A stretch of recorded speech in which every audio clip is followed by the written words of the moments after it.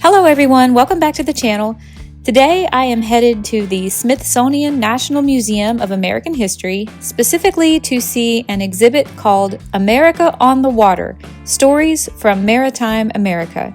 This exhibit is in the east wing of the first floor, and technically it is a sub-exhibit of their extensive America on the Move exhibit, which I have already covered in another video. You can walk directly into On the Water from the east wing, but I entered this exhibit from about halfway through On the Move. If you're interested in ships, boats, water cargo, naval history, anything along those lines, you might find this video interesting. Otherwise, if you don't find maritime information interesting, this would probably serve you only as a 3-hour video that might bore you to sleep.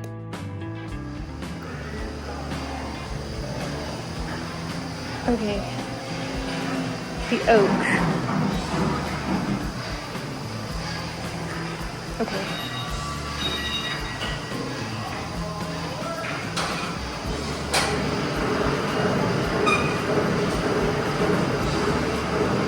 This is cool, but I don't know what I'm looking at.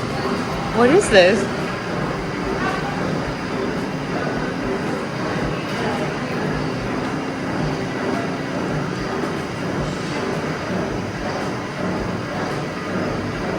We're talking about, oh, is it this? This is this?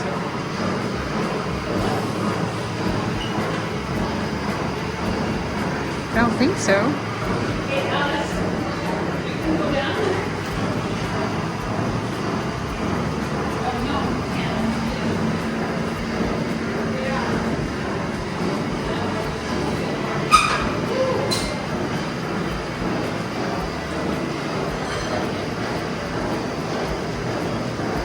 Okay, is that talking about this?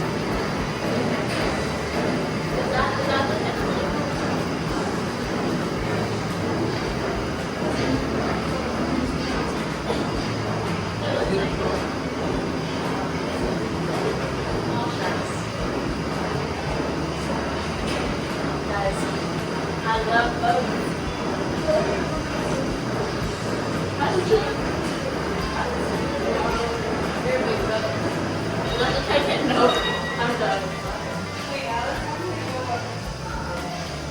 Okay. I still don't know what I'm looking at. I'm sure if there's anybody still watching this video, they know exactly what they're looking at, but I don't. Okay, another model. This is the Harbor Lighter Malk Chunk 1912. New York Harbor has long been one of the busiest in the world.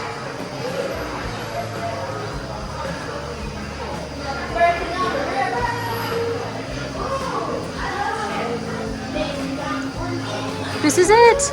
Oh, this is it! Look, New Jersey Central.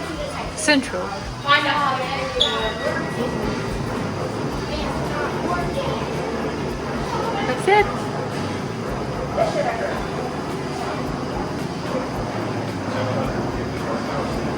I'm surprised that there's a Titanic.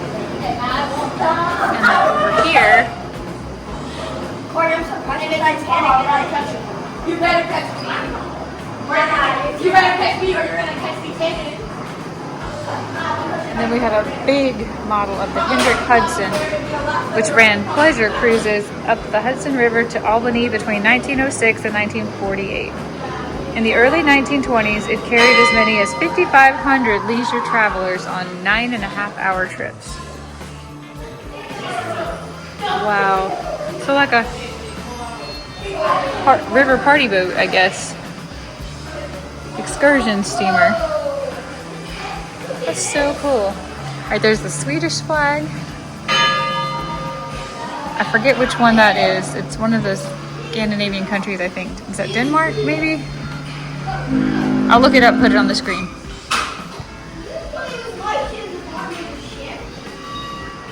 Totally missed this. This is a model of the coastal schooner C.C. Mangle Jr. from 1916.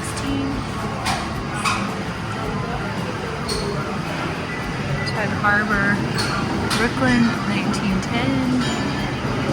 And the Intercoastal Passage Liner, California, Wow, from 1928.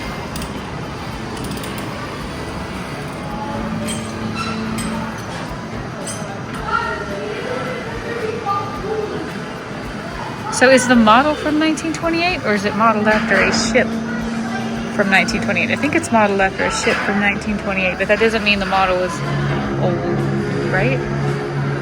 Man, it sounds like we're fixing to go out to sea. They have nailed it with sound effects in this museum.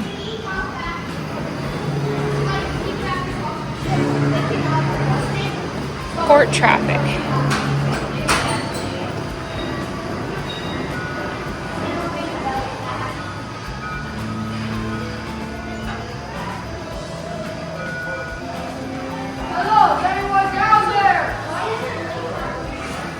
New York City skyline and the Hudson River piers in 1911.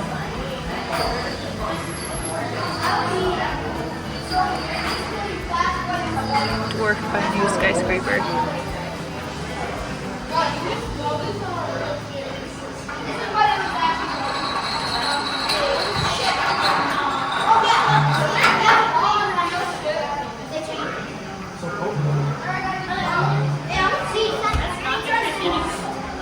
Oh, it wrecked in 1922.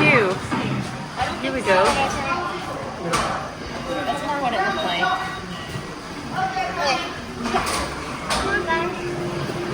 It feels so hot there. I don't know why. There's a lot of kids here today. I'm sorry about the background noise, but they're having a good time.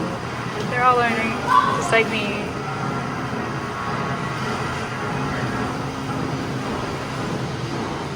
I still don't know what this thing is. Trending waterways. Busy harbors have hundreds of buoys and other aids to navigation to keep seaways safe.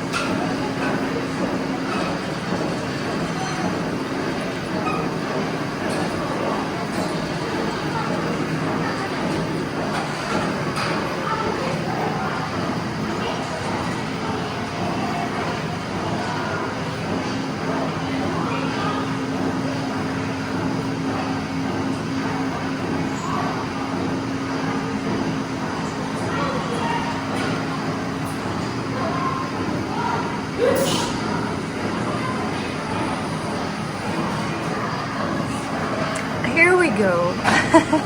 Alright, the engine room below and its 750 horsepower steam engine are from the U.S. Lighthouse Services buoy tender Oak. Okay, 4 officers and a 23-man crew were responsible for setting, inspecting, repairing, and replacing hundreds of buoys like the one to your right, I'll show you in a second, that marked channels and shoals in and around New York Harbor. For more than 40 years in all kinds of weather, the Oak carried out its duties in one of the world's most important ports.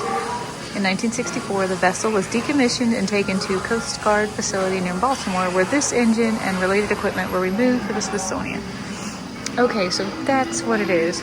A 750 horsepower steam engine. I have no idea how much that is. From the U.S. Lighthouse Services buoy tender, the Oak. All right. I thought I must have missed something somewhere. Here we go. Crew members from the Oak who had to feed its boiler and deliver coal to lighthouses and lightships. Crew was relieved of most coaling duties when the engine was converted to an oil burning system in 1934. Okay. So now we know what that is. Okay, so the sign said there would be a buoy to my right. This is what is to my right. Maybe it is a buoy. It's got a bell and that looks like a light. But there's nothing else. There's the sign. This was to my right as I was reading, but bell buoy. Oh, okay, a bell buoy. Wait, so the buoy has bells on it? I thought a buoy was just floating air to mark something. Okay, so the bell rang naturally with the motion of the waves. Okay. And the gas stored in the buoy fueled the lights, and the crews inspected the buoy and replenished the fuel regularly. Okay. So I had no idea that the buoy was also going to have sound and light. Super cool. This was what they were talking about. Guys, I have so much to learn. That's why I'm here. I'm trying to take my whole summer to see things and learn things. So bear with me. I did not know this is what you would call a buoy. This does not look like something that would float, but there you have it.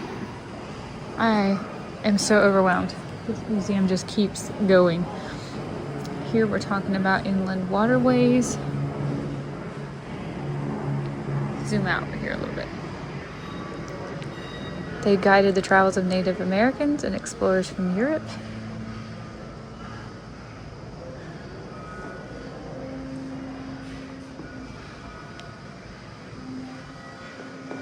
The Great Lakes are among the most dangerous waters in the world. I think I'm not going to actually read all this, so if you want to read some of it, pause it. I'm just going to kind of skim through. But if you want to, anytime the screen is still, maybe pause it if there's something you really want to read. But I'm going to try to pick out what I can. I'm a speed reader. And most of the time when I'm reading out loud, it's because I'm trying to go slow, because I don't read out loud very fast.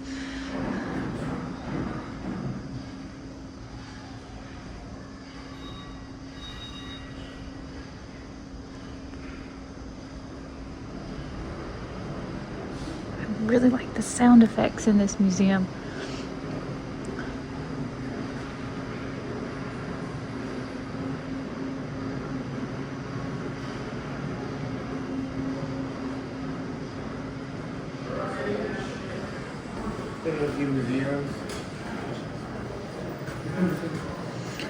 A photo that is freighters in the Sioux Locks, Sault Ste. Marie, Michigan, about 1900. And this is 2 whalebacks unloading ore at Cleveland, Ohio, about 1900.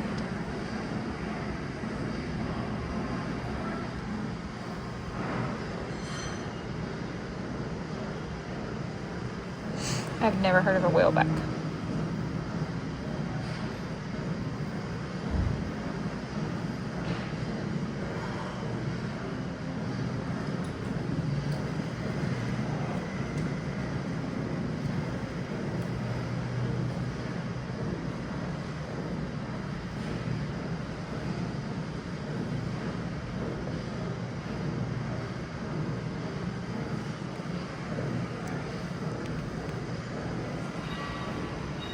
This is the Frank Rockefeller, and that is the James R. Barker. And this is a whaleback. This is the Edward Smith.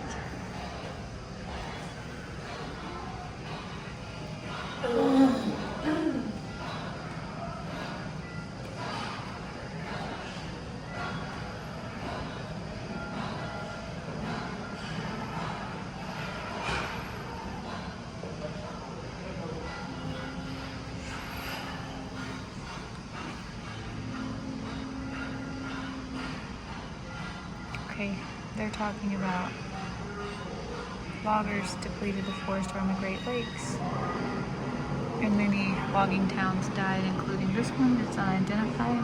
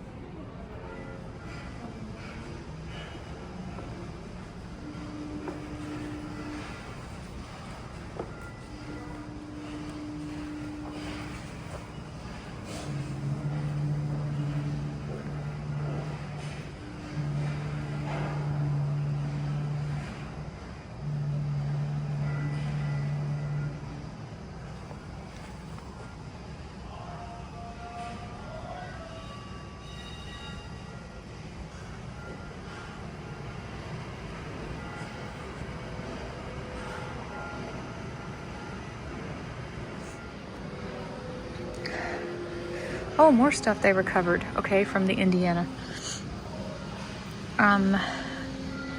Was the Indiana overloaded? The Indiana's cargo iron ore was found on deck. While the ore probably did not sink the Indiana, it may have made the vessel top-heavy and unstable. These 3 pieces of iron ore were among several recovered from the wreck.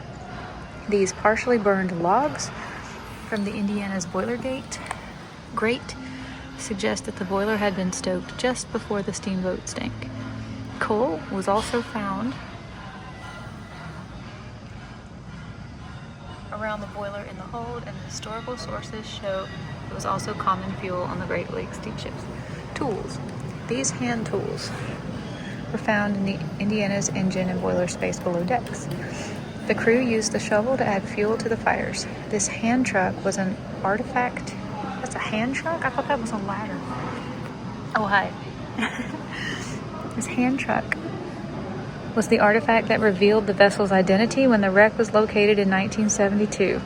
The words "Proper Indiana" are stamped into the handle. Can we see it? That would be the handle right there, right?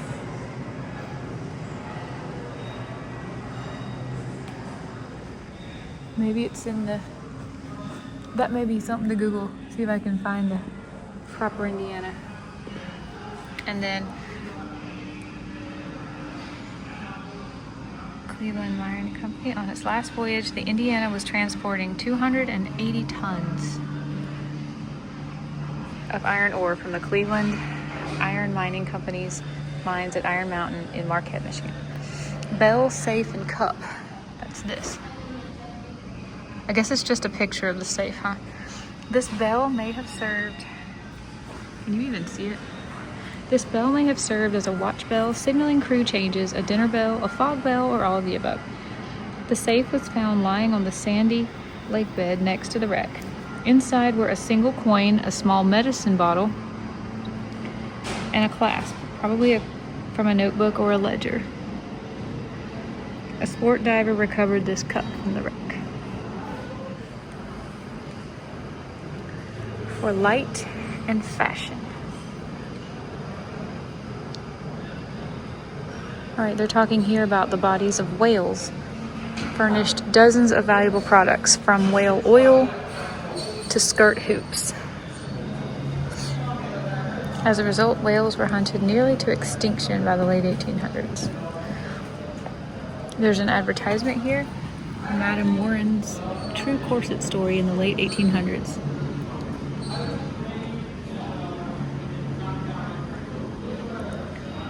All right, looking at these artifacts. Number 1, this. Let me zoom in.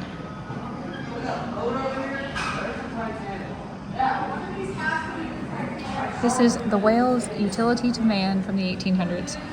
This illustration mixes scenes of capturing and processing whales with examples of products made from whales, from food for Eskimos to umbrella ribs to candles to oil for lighthouse illumination.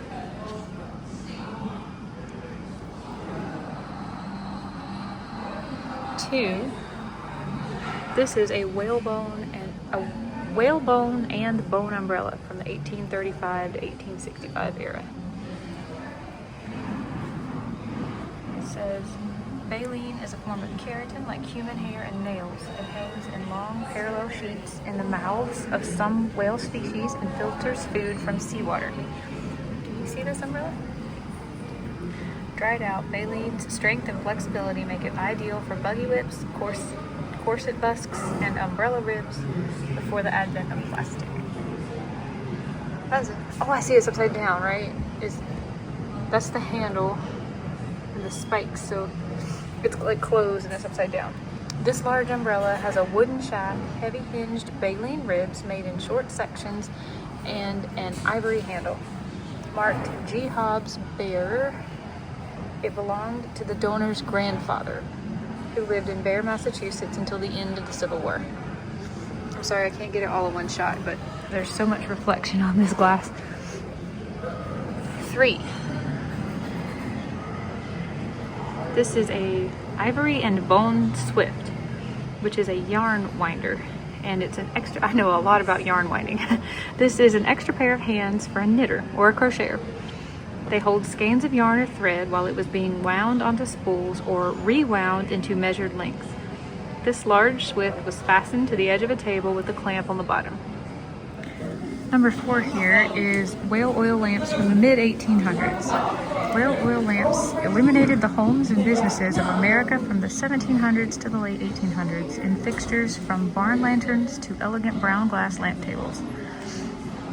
Kerosene and other petroleum products largely replaced whale oil for illumination by the end of the century. 5. These are spermaceti candles. The head of a sperm whale has 2 large chambers called the spermaceti organ. The lower chamber is filled with oil and dense connective tissue. The upper section is filled with lighter, more valuable oil. A large whale could yield several hundred gallons. This sperm oil was chilled to extract a whitish, crystalline, waxy solid. This is so nasty. Called spermaceti. Candles made from spermaceti burned with almost no odor or smoke. 6 is sewing machine sperm oil from the late 1800s. I can read Donnell MPG CO, sperm sewing machine oil. Sperm whale oil is light and has no freezing point. It was used to lubricate fine machinery such as clocks, watches, sewing machines well into the 1800s. 7 is ambergris, unknown. Pound for pound, ambergris was whaling's most valuable prize. A waxy substance from a sperm whale's intestines, it was occasionally found in whales' stomachs, but more commonly floating on the sea or washed up in short gross. Some pieces weighed several hundred pounds. For many decades, perfume makers used it as a fixative to prolong scents. While whales produce, ambergris remains unknown. Why? It may coat indigestible fragments, such as pieces of squid beaks, to protect a whale's intestines, or it may be the whale's equivalent of human gallstones. 8, we're talking about this corset. For much of the 1800s, ladies' fashion required very small waists. Most women obtained this shape by wearing tight-laced corsets stiffened by pieces of scrimshaw a whaleman could produce with a carved whalebone bust for a loved one's corset.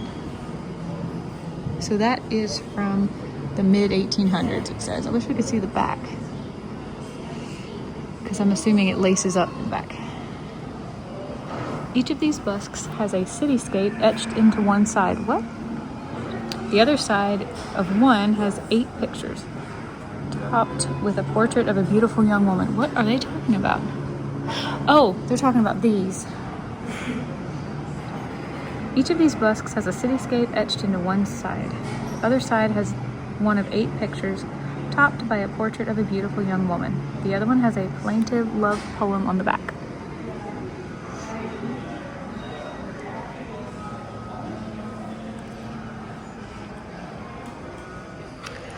Injury and sickness at sea. I'm gonna zoom you in, okay?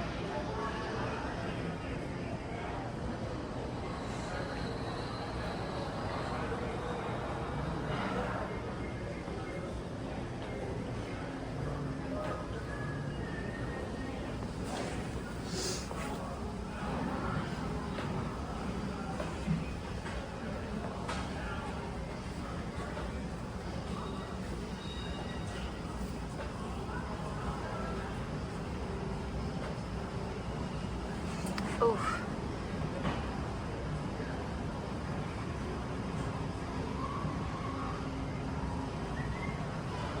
Oh. All right, moving on. This is a ship's medicine cabinet from the 1800s.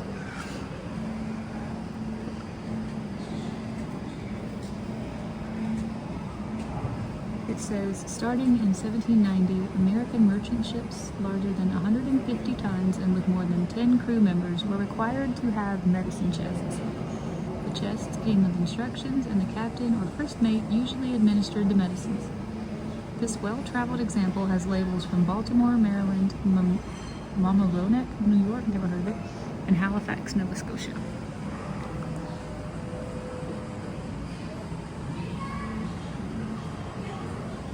This is talking about this illustration capturing a sperm whale, which was done, wow, that whale's eye, in 1835. The most dangerous part of the job was working in a whaleboat. gravely wounded, a whale was still strong enough to break a boat in half and flip crewmen into the water.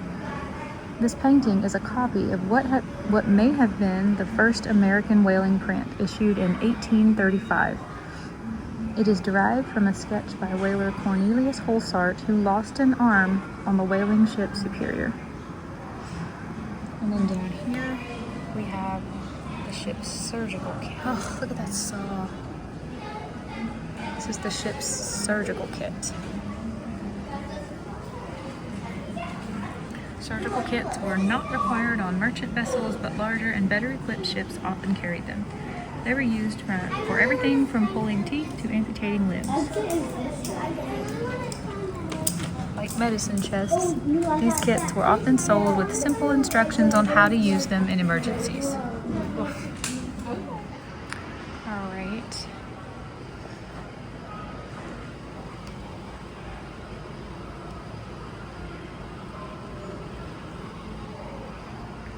A whaler's tale.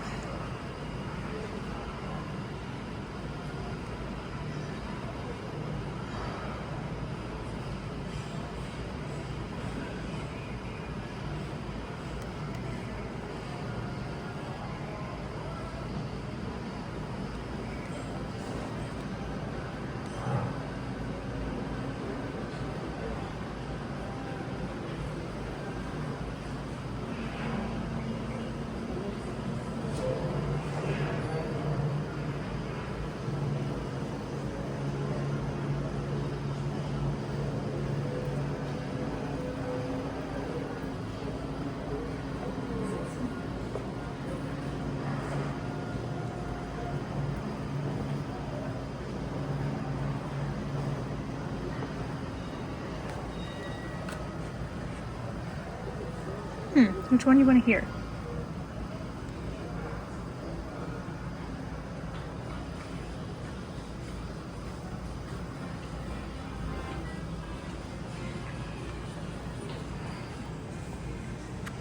These are examples of pieces of scrimshaw, which was just sailors' etchings and carvings on whale teeth and shark teeth. And these are some really neat examples from, number 1 is the 1840s, number 2 is the 1860s, number 3 is probably from 1878.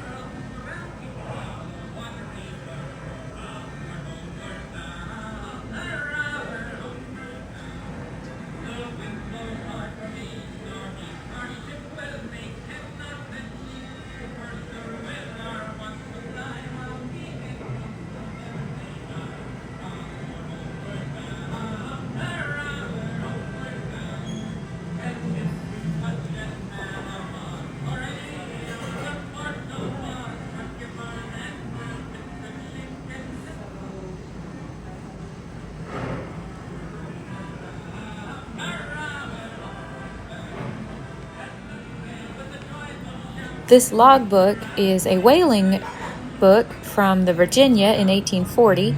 This chronicles the Virginia's voyage through the Pacific whaling grounds. This December 16th entry tells the story of 2 whales that were caught and processed. The figures inside the whale stamps show the barrels of oil taken from each whale. The last word, Amanda, reveals the writer's homesickness. Her name appears often in this book, as do the words home sweet home. Every voyage began with assembling a crew. In May of 1876, the little 106-foot bark Bartholomew Gosnold signed a crew of 31 men for its next voyage from New Bedford. Less than half of them were from the United States. The rest were from Portugal, England, Ireland, Germany, France, and Scott. 2 were listed as blacks. The oldest crewman was in his 40s. The youngest was 16. This ivory whale stamp from the 1800s is carved from sperm teeth, and it was used to record types of whales and the numbers of barrels of oil rendered from them.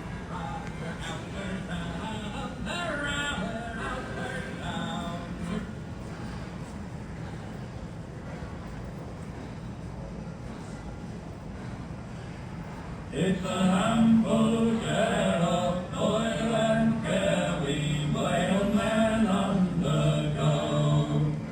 Through many a blow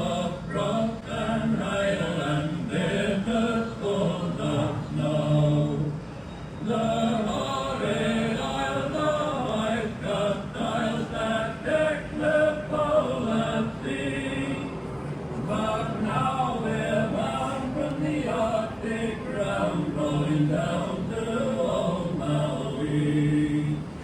Once more we're blown by the northern gales and pounding o'er the main.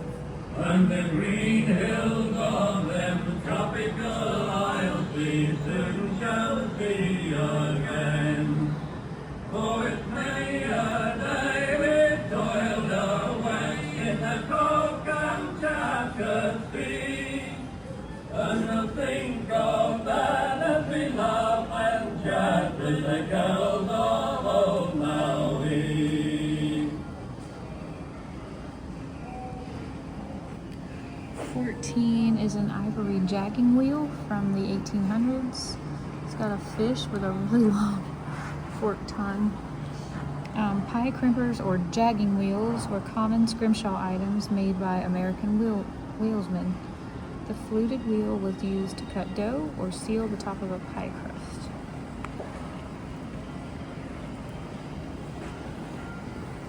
"15 is a wood and ivory parallel ruler. It was used to transfer compass points, course lines, and other directional information across nautical charts. This wooden set has a carved ivory whale inlay into its surface with a brass tack for the whale's eye. This is a whalebone ruler from the 1800s, used aboard the ship as writing guides in unlined pages of journals, and the back side of this stick is marked with 2 1/4, 4 1/2, and 9-inch sections. The ship's cooper may have used this ruler to measure the level of liquid in his wooden casks.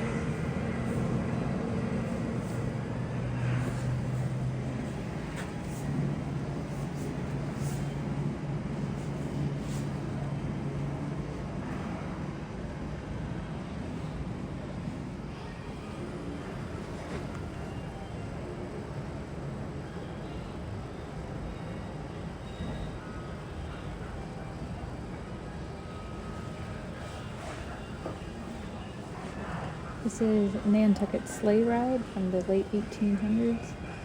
An angry whale might tow a whaleboat for miles before it tired. Exciting but dangerous, these Nantucket sleigh rides were named for the birthplace of the New England whaling industry. A whale sometimes smashed or overturned a boat during the chase, and few crewmen knew how to swim. The whale pictured here cannot go much farther. Blood in its air spout indicates a mortal wound in the lungs. They must be talking about our whaleboat here. Gosh, is that original, authentic?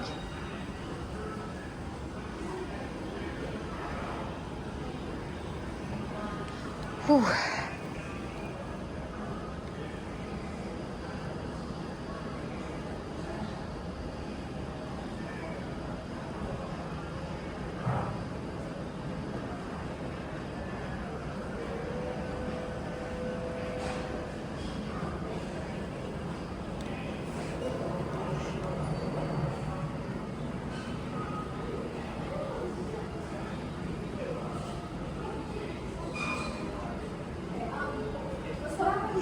Oh, okay, so these are going to be the types of whaling darts and how you use them, which is cool.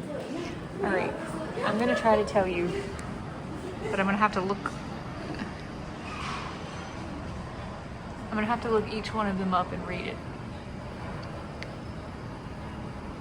Okay, these weapons are not posted in the right order, so we're going to start with number 2. That is a hand lance, and it's designed to kill the whale. They were stabbed repeatedly into the thick neck arteries, and then the shape of the leaf tip allowed for easy removal. 3 is a fluke lance, and it was designed to immobilize a running whale by cutting its tail tendons. Number 5 is Allen's gun harpoon, designed to be fired from a shoulder gun. It's a non-explosive type of harpoon.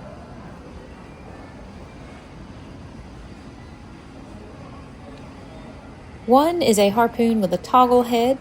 This is the first thing you would use by sticking it into the back of the whale. Once it's in the whale, the sharp toggle tip swiveled sideways, which would make it harder to pull out. Whales normally would dive deep after they first got pricked, and this was twisted by the descending whale. 6 is an explosive lance, which was used after 1879, and they were designed to kill by exploding inside the whale's body. 4 is a shoulder or a darting gun. It was one of the most popular types, and it could be loaded with all different kinds of darts used for harpooning and killing whales.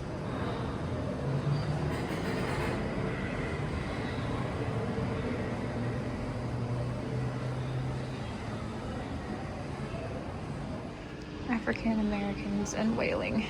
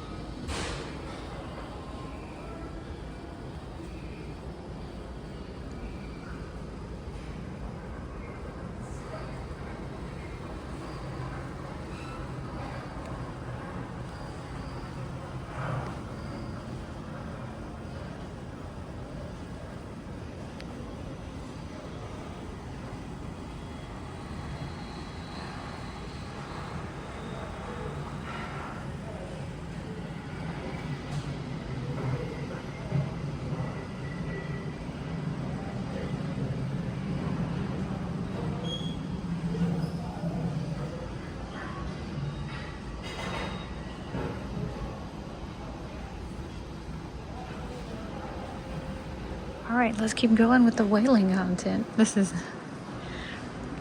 actually getting really interesting to me. I was not expecting to find much of this transportation museum interesting, but I'm kind of getting into the whaling. This is just cool.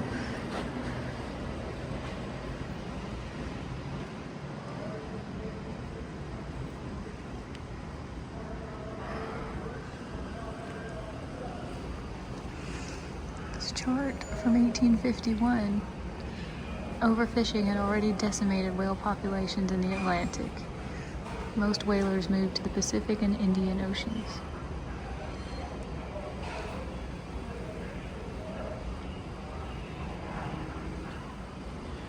Okay. They're talking about this. This is from 1862.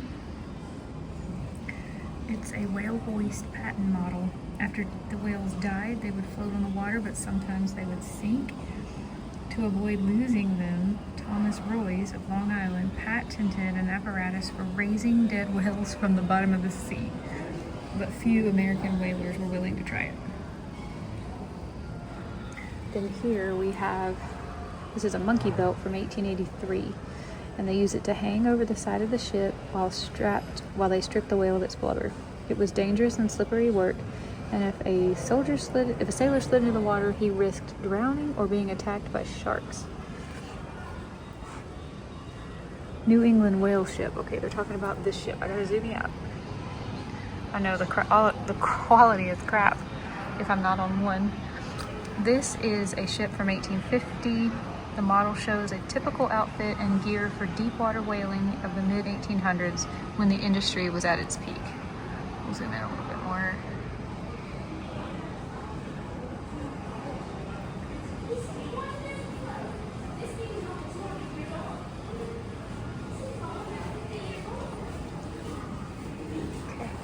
And then this one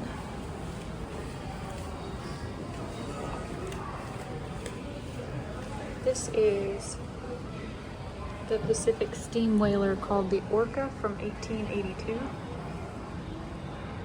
Bark-ribbed steam whaler Orca, constructed for the Western whaling grounds. The steamship included all the latest innovations, although it still carried a full suit of sails for backup. The Orca was built heavily to operate around the northern ice pack, but it was among a whale ship fleet caught in the ice and abandoned off Point Barrow, Alaska in 1897.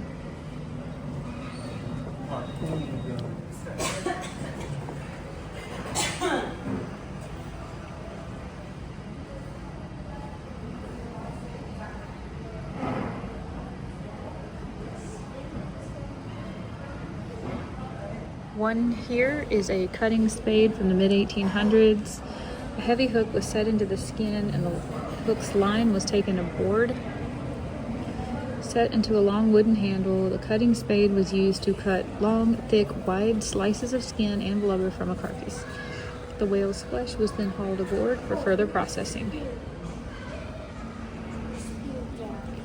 2 is a head spade from the mid-1800s. A heavy, sharp head spade was commonly mounted on a short but heavy pole. It was used for driving through thick bone when decapitating a whale, and its weight made it easier to chop through the heavy vertebrae in a whale's neck. 3, back there, is a blubber fork from the mid-1800s. Whalers used sharp-tipped blubber forks to toss chunks of whale blubber onto the deck or into the heavy iron pots. Oh, look at that handle. And then the fat was rendered down. 4 here. This is a chopper from the mid-1800s. Like a mincing knife, the chopper was used to cut whale blubber into small pieces and speed the process of rendering it into oil. 5, you see that back there, is a mincing knife from 1876. Whaling crews used mincing knives to cut the blubber strips into thin slices down to, but not through, the whale's skin. Cut in this fashion, the sections of whale blubber and skin were known as Bible leaves because they resembled pages of the Bible. This process increased the surface area of the blubber and helped it melt faster in the tripods. 6, right there.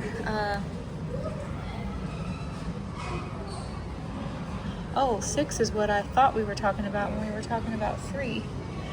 Can't even see 3. 3 is way back there. It kind of has like a fork. 6 is a boarding knife, the work of carving blubber from a whale carcass. And hauling the strips aboard was called boarding. The boarding knife was extremely sharp, and it was a double-edged sword at one end of a wooden pole. It served a variety of purposes, from cutting a hole in the whale's flesh for the blubber hook to cutting long strips of flesh or blanket pieces into shorter pieces. 7 is a whalebone scraper. Whalebone scrapers were used to scrape the flesh off the bones, which were then dried on deck and stowed below for later processing and eventual sale. This is a skimmer from the late 1800s.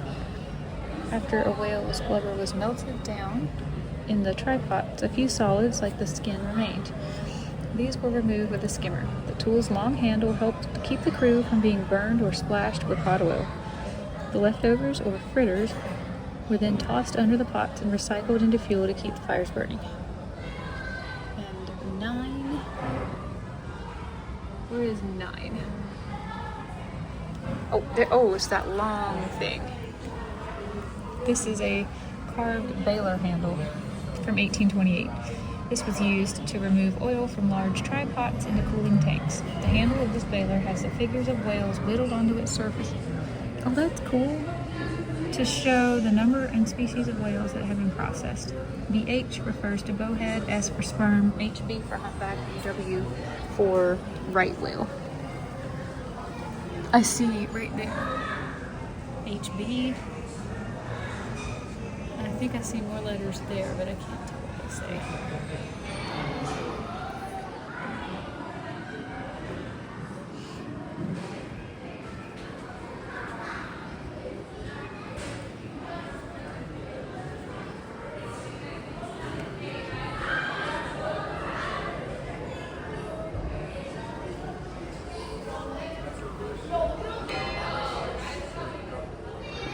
All right, the rush to California. We're looking at the challenge. At the height of the gold rush, a prominent trading company challenged New York shipbuilder William Webb to build the world's largest and fastest sailing ship. His answer was the Challenge, launched in 1851 and briefly the largest ship afloat. For its maiden voyage, the owners offered Captain Robert Waterman a $10,000 bonus if he could sail to San Francisco in less than the record time of 90 days. Thwarted by violent weather, the challenge took 108 days.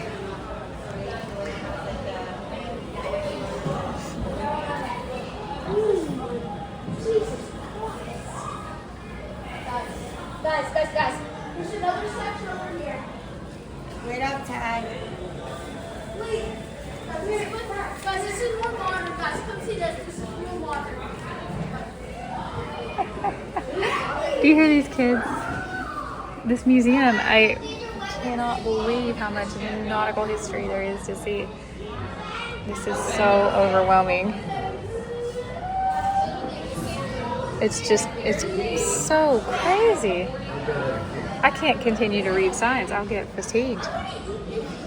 I'm looking at all the artifacts with you, but I'm just going to say it again. If you want to read something I skipped, just pause the screen.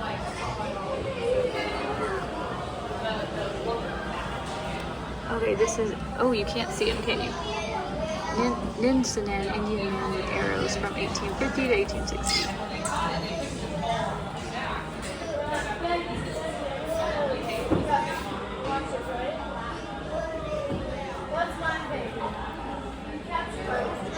So this was found in 2001. It's an 1840 vessel that was built in Newburyport, Massachusetts, and it was found underground near downtown San Francisco.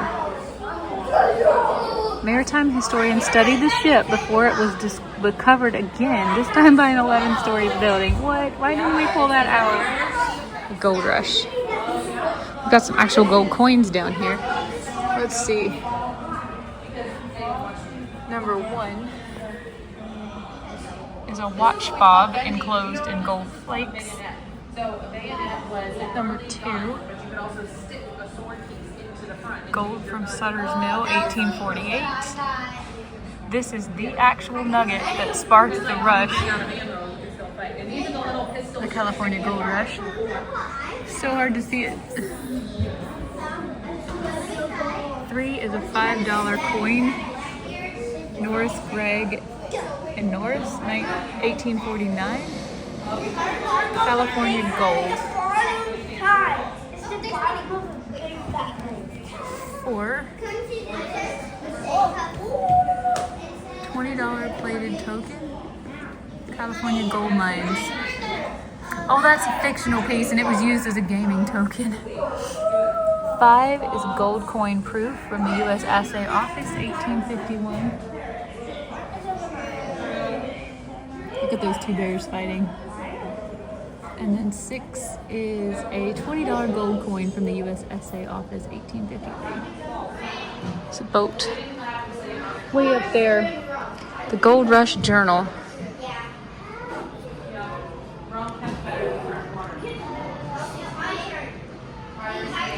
Oh, this journal, which is right here, was written and illustrated by Alexander Van Valen of New York, who set sail in the California Gold Rush.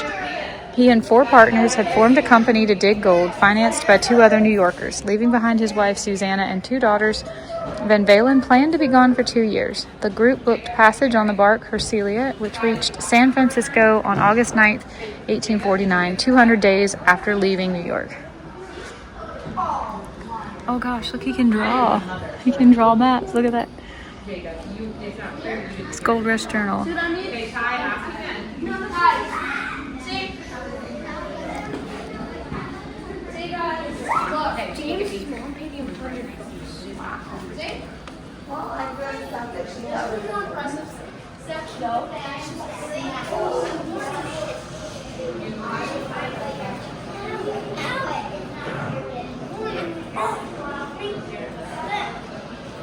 Oh no. So there's 425 people perished and tons of California gold went to the bottom in a hurricane off Cape Hatteras. Rediscovered in 1987. The wreck was later salvaged. Okay. I was going to say, you want to go to Cape Hatteras and look for some gold? $50 gold coin.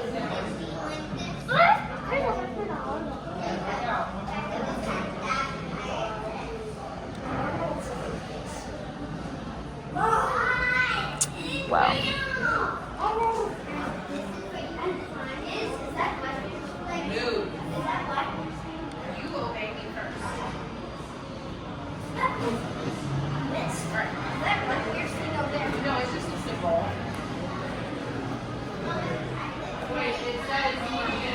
There is a sign about him, about Blackbeard. This one's all about Blackbeard. Here we go. Inventing safety. Between 1790 and 1873, the U.S. Patent Office granted 163 patents for an amazing variety of life-preserving boats, rafts, clothing, and other gear. Many of them were invented with an eye towards the rise in passenger travel. Life-preserving bedsteads, berths, buckets, bucket rafts, buoys, capes, chairs, stools, dressers, doors, garments, hammocks, mattresses, and even life-preserving hats. Few of these inventions enjoyed practical success. Oh my gosh. Look at that. Is that 3 people in there? Okay. The life-size car overhead rescued the passengers and crews of the stranded bark Ayrshire. It was the first such car ever used during an emergency. Developed by inventor Joseph Francis and manufactured by the Novelty Iron Works in Brooklyn, it was installed in the new Squam Beach, New Jersey. Okay, we're going to swing and look at it. It's up here.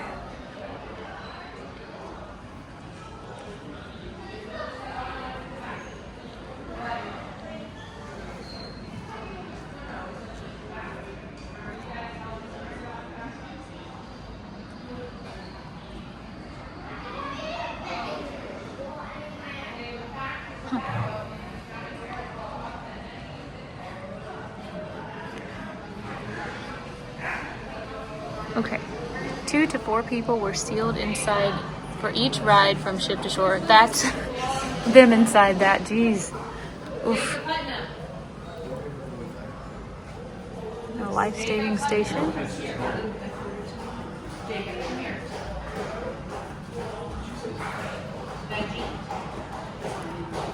There are lots of tiny things in here. Honoring Joseph Francis.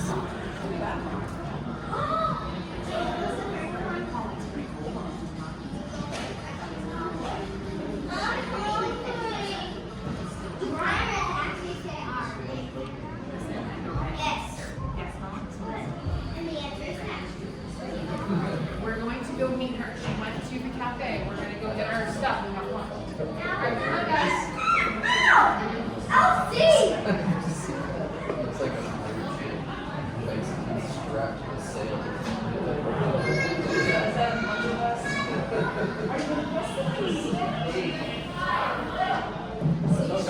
Bye.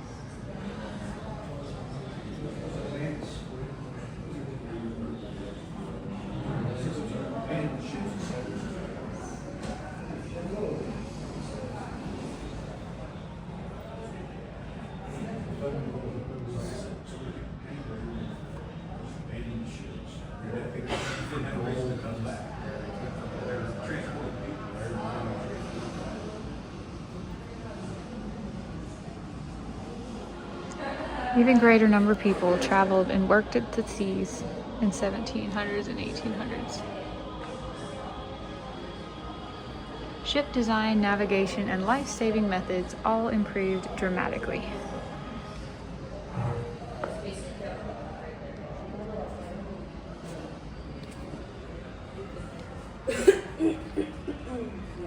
Oh my goodness, look at them all.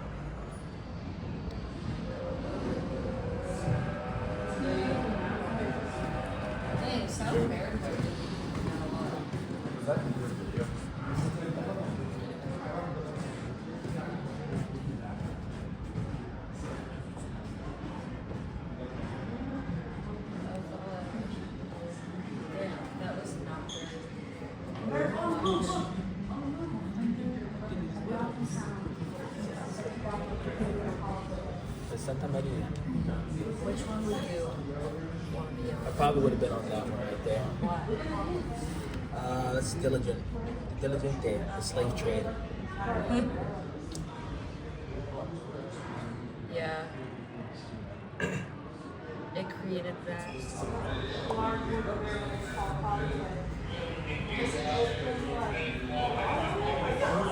These are intense though. That was gross.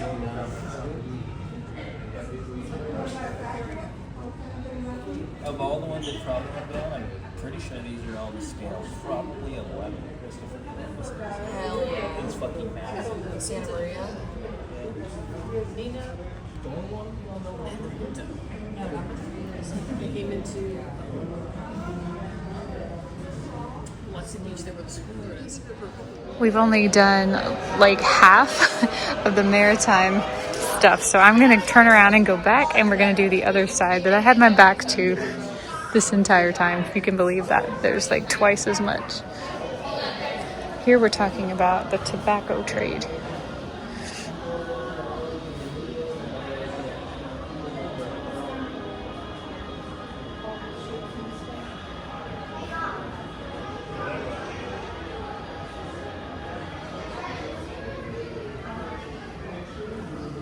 This reminds me of when we were at the James K. Polk house, if you remember, and the Hezekiah Alexander house that had a barn that was used, it looked like this, to dry out tobacco leaves with the spaces between the logs.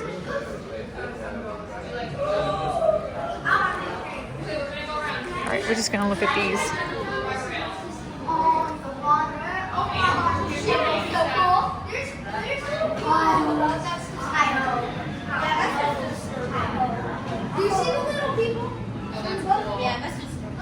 Look at that. These are like so old fashioned. Look at number 3. Look how small it is. That's like my shit. Look at how, what is number 3? Is something missing here? Yeah, that's the biggest. Wait, number 10 is the biggest joke. Another object we made is missing. Number 5. So, number 5 is the biggest.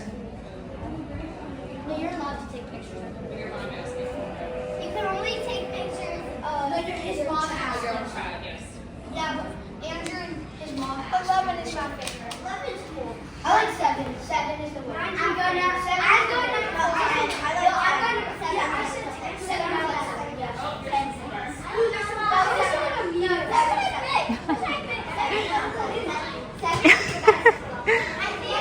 10. These kids are arguing over those model ships that we just passed. Which one they wish they were traveling on, if they had to pick one. 7 is just, I think, maybe the prettiest paint job.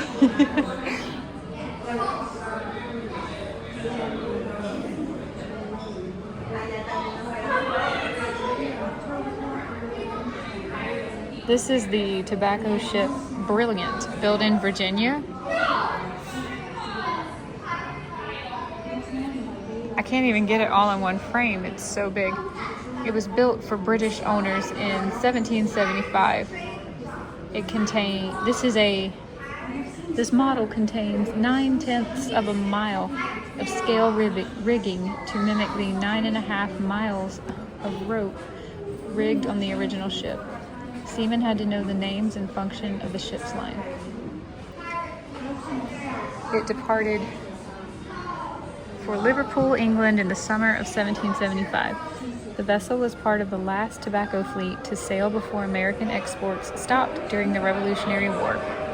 Tobacco was so valuable that Great Britain organized convoys to protect its tobacco from Dutch, Spanish, and French raiders.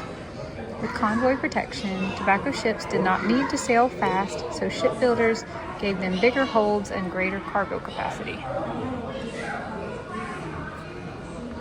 Here's the sugar trade. Now this is reminding me of my time in Florida.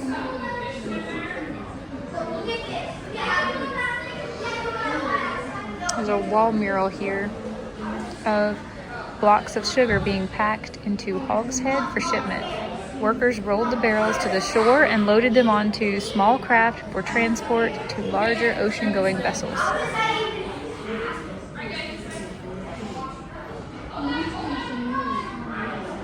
This is bringing back Florida memories, all those sugar mills and the history I learned while I was in Florida.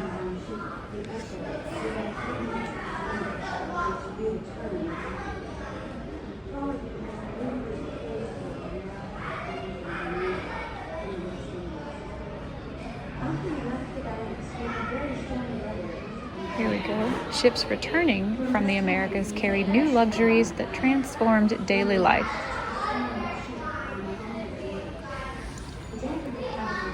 Barbados pennies from 1788 and 1792.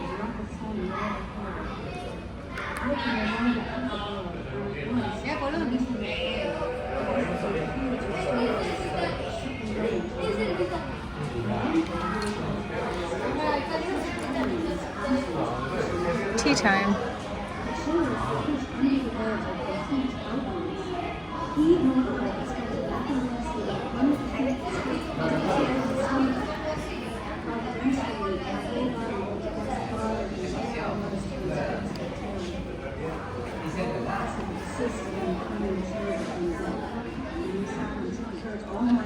Slave trade. I've already told you that we had a conversation when I tested cars. Frequently, for 2 or 3 days together, I have been obliged to keep my statement made for Down here, these two are from 1807 and 1834. It's the commemorative medals that Great Britain abolished slave trading in 1807 and gradually ended slavery throughout its empire in the 1830s. Here we have, the big one is a rice hoe. 2 is missing, whatever's supposed to be there. Number 1 is a palm oil pot. 3 is a thumb piano from Angola. And 5 is a Yoruba people figure from Nigeria. Oh, I can see 4490 for palm oil. These 19th century objects came from areas of Africa that were homelands to millions of people sold into slavery. They expressed their maker's sense of beauty, utility, and sacredness. The objects remained in Africa, but the ideas and underlying these figures, tools, and instruments, what they meant, what the cultures they represented, made it across the Atlantic with their creators.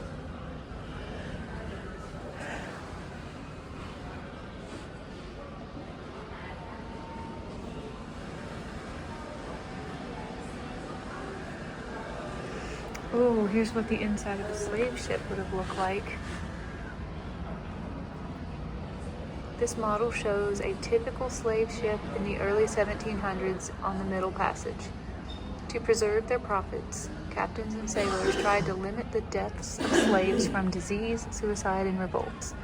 In these grisly arithmetic of the slave trade, captains usually chose between 2 options: pack in as many slaves as possible and hope that most survive, or put fewer aboard, improve the conditions between decks, and hope to lose fewer. Those are people in there, by the way, just packed in there.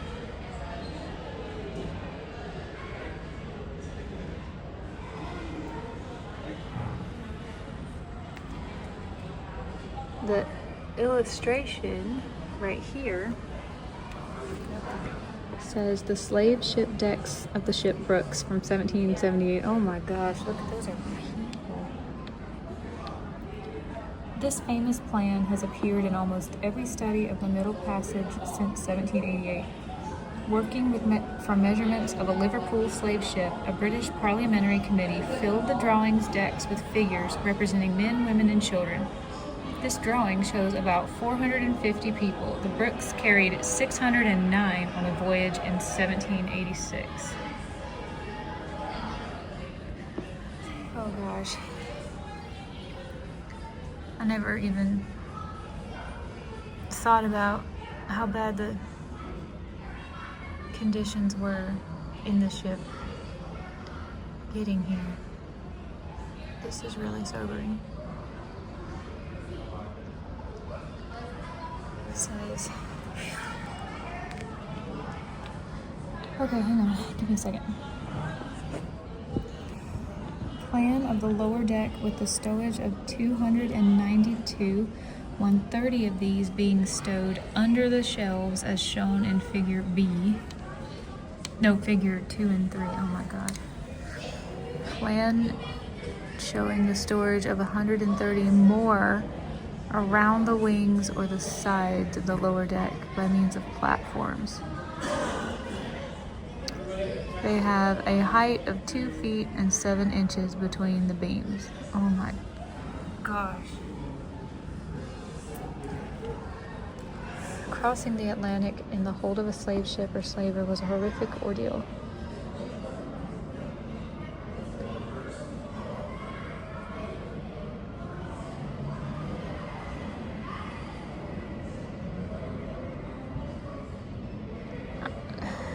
I just never had a visual picture of this before.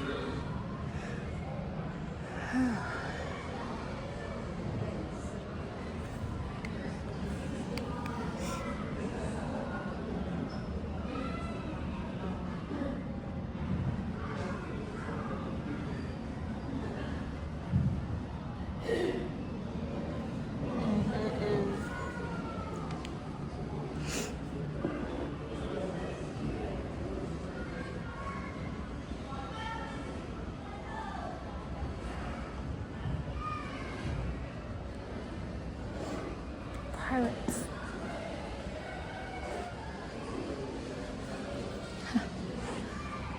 True or false? Pirates say R.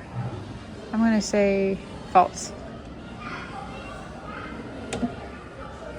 Oh, this is heavy. This is heavy. False. They don't do it. Okay. 2. Pirates kept parrots. I'm gonna say true. True, but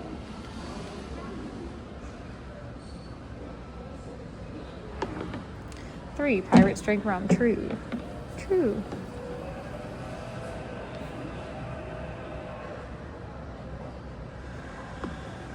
4. Pirates made prisoner. This has to be true, right? Oh no, it's not true. Disney? Oh gosh. Disney made that to clean up what they really did. Oh my goodness. This is it says it's a replica.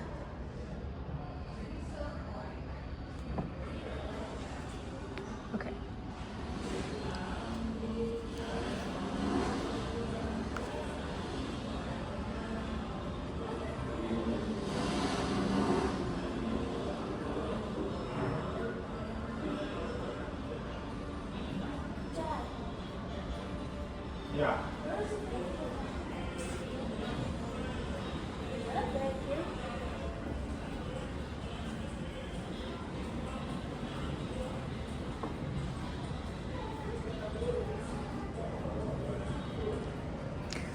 right, Edward Teach, the pirate Blackbeard.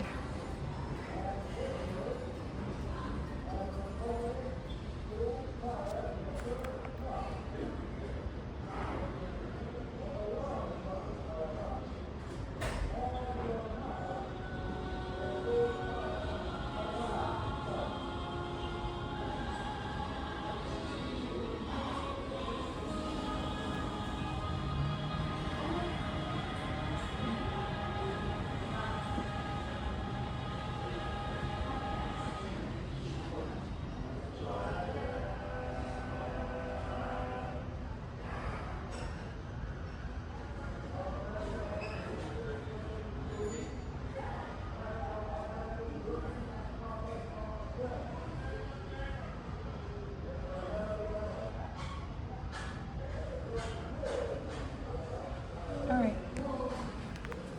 Here's some pirates artifacts, which might be kind of hard to film, but we've got a pewter charger or a plate you put under a dinner plate.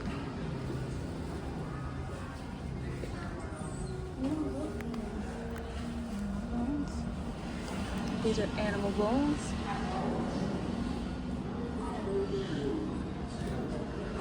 Tobacco pipe fragment. 4 is charcoal. 5 is tile for a cook stove.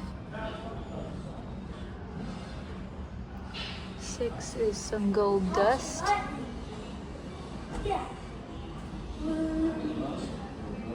7 is just a bunch of nails. 8 is cask and barrel hoops. 9 is a lead patch, and they were used for patching holes in the deck. 10 is a lead sounding lute. He would drop this into the water to learn how deep the water was. And then the depression in the bottom was filled with tallow. I can see it, but I don't think you can see it. It was filled with tallow or wax to sample the bottom. Okay, that's kind of cool, like to bring you up a little sample. 11 is a variety of shots. 12 is a langrage spike, which is like a scrap iron that would fit into the muzzle of a cannon and then shot at the sails or the rigging of an enemy ship to disable it. And 13 is a cannonball.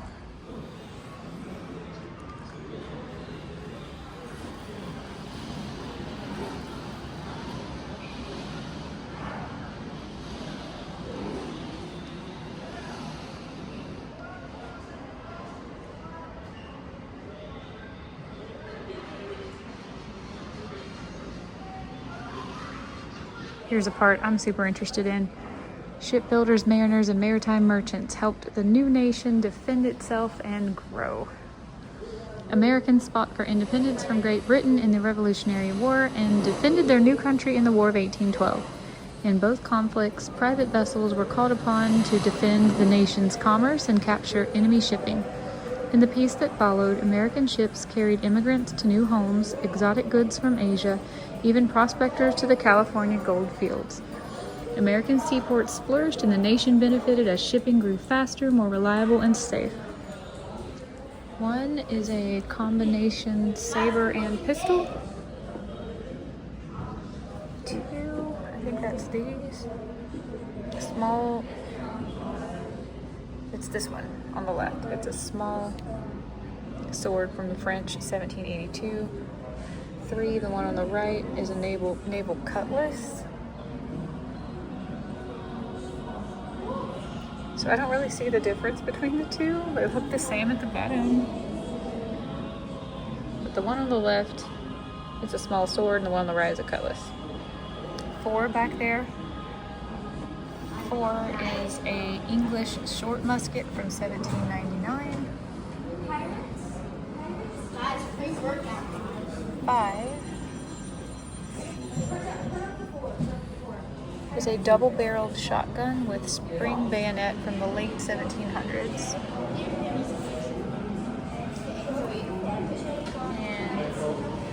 1776 right here.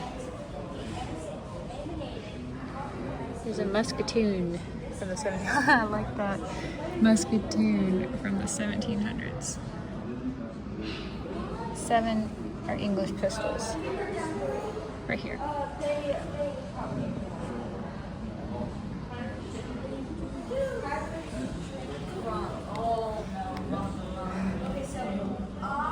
When the senators to Jamestown. Alright, so this press warning is this. It's from the this British Admiralty document authorized Captain John Thomas Duckworth of HMS Orion to seize or impress as many men as he needed to man his vessel or any other of His Majesty's ships. Each man recruited this way was to receive 1 shilling as pressed money. Oh, nice pirate ship flag, I see. This catalog of prized goods. No. This, Instructions for Impressment, 1794. The British Admiralty pamphlet outlines the conditions for impressing men into the Royal Navy. British warships in need of crewmen routinely bent these rules. This is the catalog of prized goods.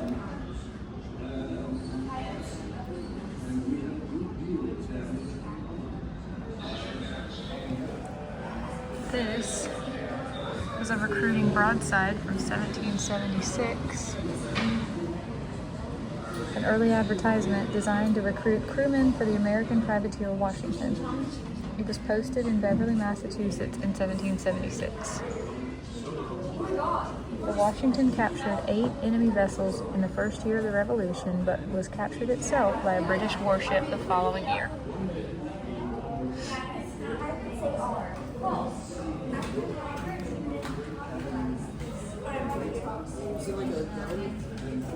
The privateer Rhodes carried a crew of 90. Large crews helped privateers intimidate and overpower their prey and provided crew for any ships captured. The Rhodes was built for speed and was heavily armed with 20 cannon. Still, it was captured on a cruise in the West Indies, sailed to England, renamed Barbados, and used against the American colonies until the end of the American Revolution. This is a privateer commission from 1813, signed by President James Madison in 1813. This form authorized the New Hampshire schooner Dart to subdue, seize, and take any armed or unarmed British vessel. The U.S. Constitution gives Congress the authority to grant these commissions to private armed ships like the Dart. Privateers without proper authorization were often treated as pirates and hanged. This painting is called The Warrior Captures the Hope from 1814. About 1814, Philadelphia artist Thomas Birch painted this action between the American privateer brig Warrior on the right and the British armed schooner Hope. The Hope was carrying a cargo of manufactured goods from Glasgow, Scotland to Buenos Aires, Argentina. And then we talked about these assorted weapons.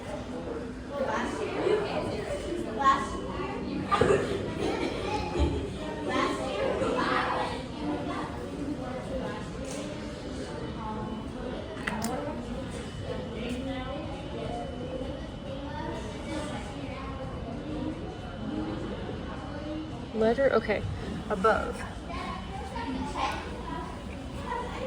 I don't know what they're talking about. Oh, are they just talking about the model? Built at Baltimore by Peter Kemp, the Lynx carried 6 guns and a 40-man crew. In 1812, the owners received a letter of marque, the official authorization for a merchant vessel to take prizes as a privateer. The Lynx served less than a year before being captured. It was renamed Mosquito and joined the British blockade of Chesapeake Bay. And then this, original builder's model 1808. This looks like a shelf. Down there it says 316-628. Half-hull models like this were the first step in shipbuilding in the early 1800s. Made the model for only one side of the hull. Oh, it's the whole, okay, I see how it's a model now. I thought it was a shelf. Okay.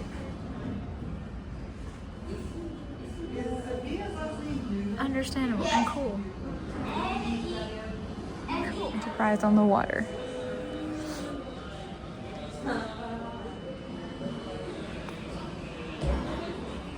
A ship on schedule. Beginning in the 1820s, transporting immigrants developed into a profitable large-scale business. The Shenandoah carried people and freight from 1840 until 1854, usually running between Philadelphia and Liverpool. On a typical crossing in August 1845, the ship arrived in New York with 231 passengers, all but a handful of them farmers, clerks, mechanics, and laborers from England and Ireland. Down here, this is a mariner's sea chest from 1799. That's cool. A sailor's sea chest held personal items and clothing for entire voyages. It was his store, library, bank, and a link to home. A heart with the name Jane Smart is carved in the lid.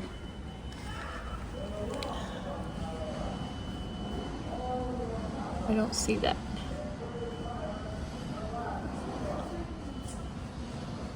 I don't see that part.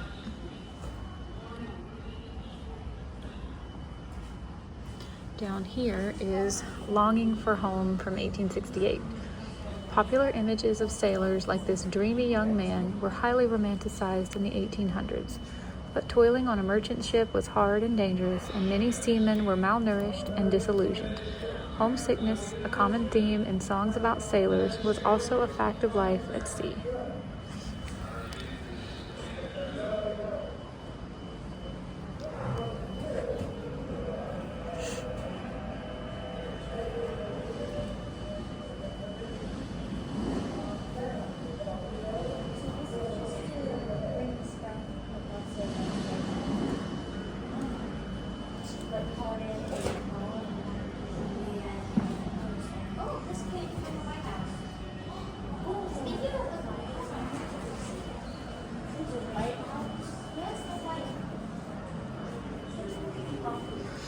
Inside a packet ship, 1854.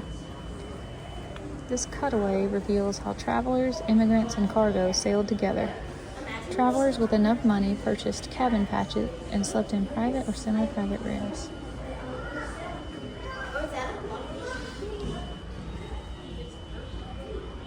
The vast majority of passengers, usually immigrants, brought bunks in steerage, also called the 'tween deck for its position between the cabin and the holds.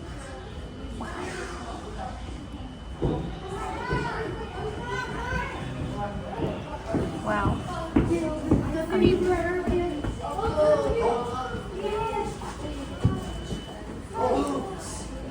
it's so good. What's up, little child? okay.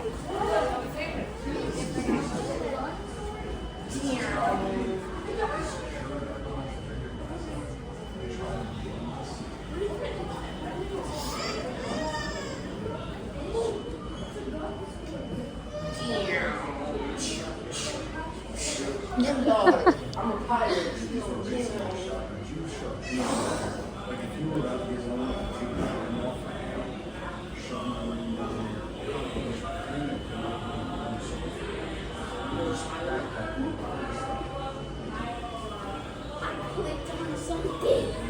Wow, 5 pounds of oatmeal, 2.5 pounds of biscuits, 1 pound of flour, 2 pounds of rice, a half a pound of sugar, a half a pound molasses, and 2 ounces of tea. No meat at all.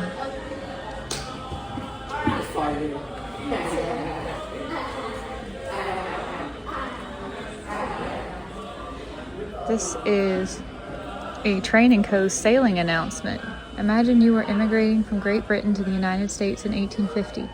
How would this announcement help you prepare for your voyage? 2.5 pounds of bread, 5 pounds oatmeal, 1 pound flour, 1 pound pork. Well, at least these ones get pork. Wow.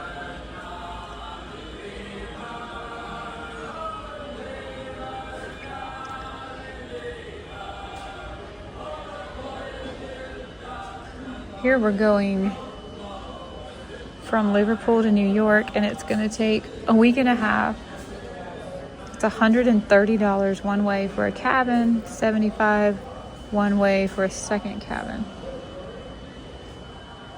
That $130, I mean, I don't know what that translated to. Maybe I can figure this out with some chat GPT. What year are we here? 1855. Okay, let's figure out what $130 one way back then was. Sailing on the Isaac Webb was not offered a first cabin. A second cabin is 18 one way, and a steerage is 16 one way. My goodness. Traveling by steam. Gotta zoom me out. This is the Savannah, 1819. The first steamship to cross the Atlantic, although mostly under wind power. The ship's engine was auxiliary, meaning mainly for maneuvering in calm or in ports. In 1820, new owners removed the engine and operated the Savannah between New York and Savannah, Georgia, as a coastal packet ship, carrying cotton or other goods.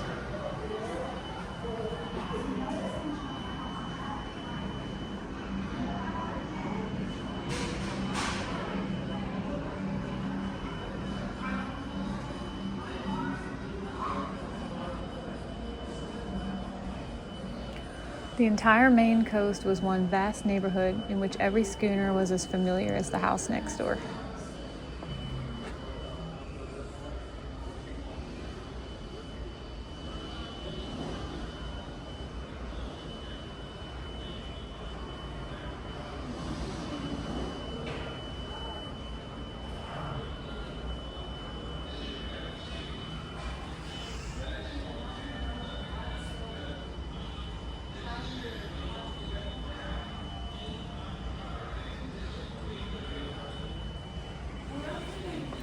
Granite cap from 1869 anchored part of the Treasury Department's iron. Oh, okay. It anchored part of the Treasury Department's iron fence. Construction workers removed it during alterations in 1986. Why is that right here, though?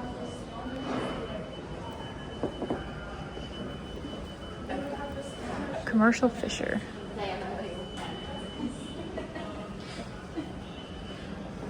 I think I've had about enough of whaling, and I'm going to put fishing right in that.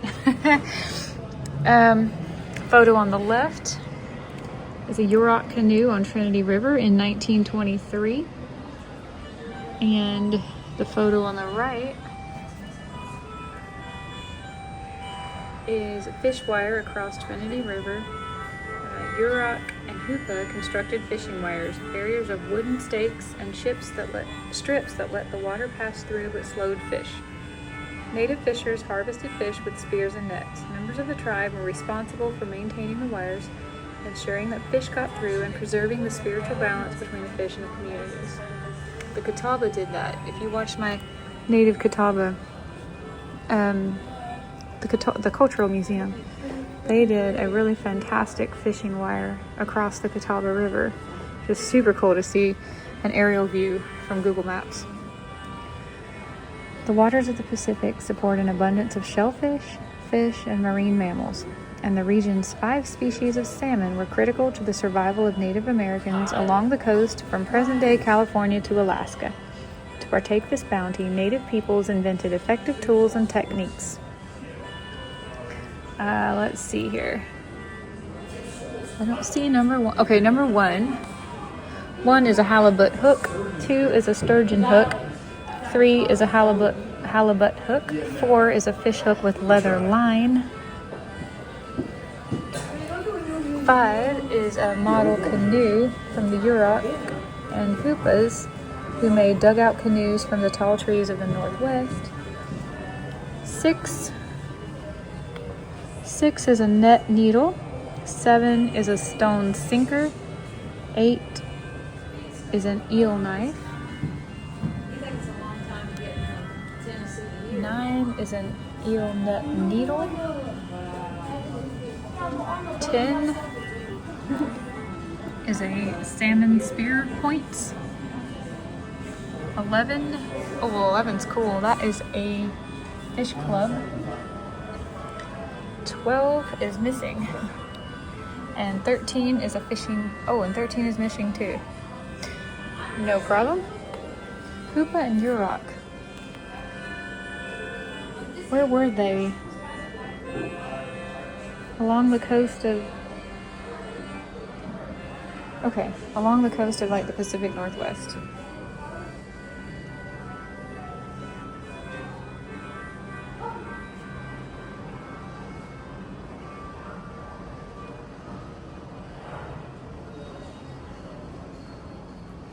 Here, number 1 is a amazing necklace. It's called a dentalium necklace from the Hoopa. Look at that bead work.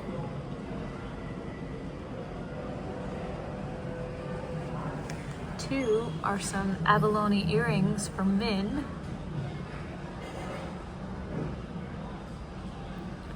3 is a shell necklace from the Hoopa. And the rest of these, I can't tell you what they are. They're gorgeous. 4, 5. 4 is still here, but it's covered up with this sign. Some type of jewelry, I guess. Or something. Maybe a whistle? Not sure what that is. Maybe it's a pocket you put these little things in. I'm not sure.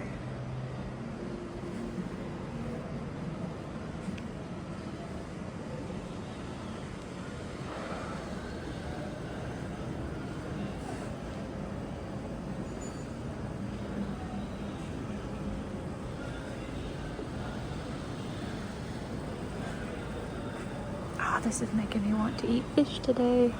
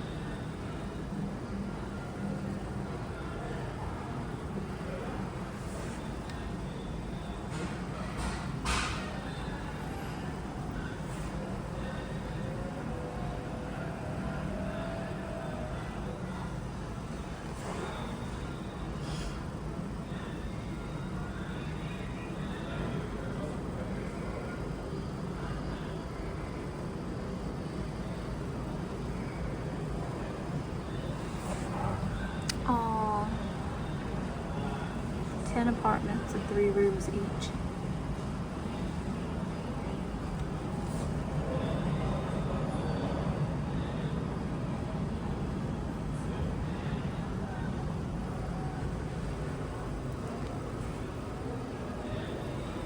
Okay, what's in here?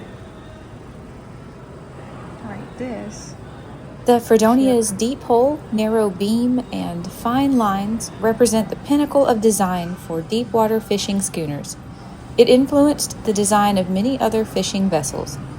In December of 1896, while fishing on the Grand Banks, the Fredonia was hit by a heavy sea and sank. 2 of its 23 men crew perished, and the rest were rescued by a passing steamer.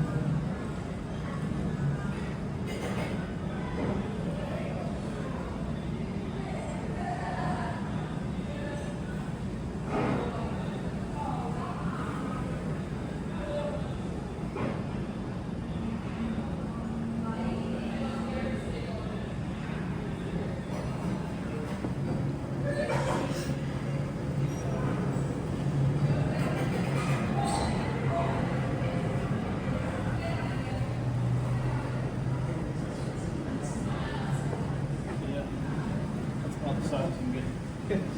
Better.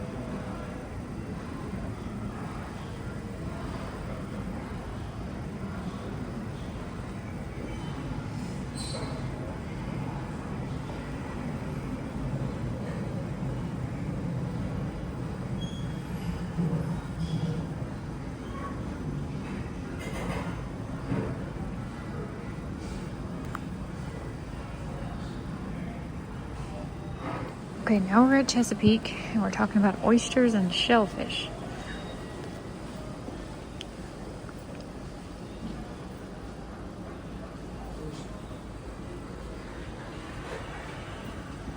That life was hard and the wages low.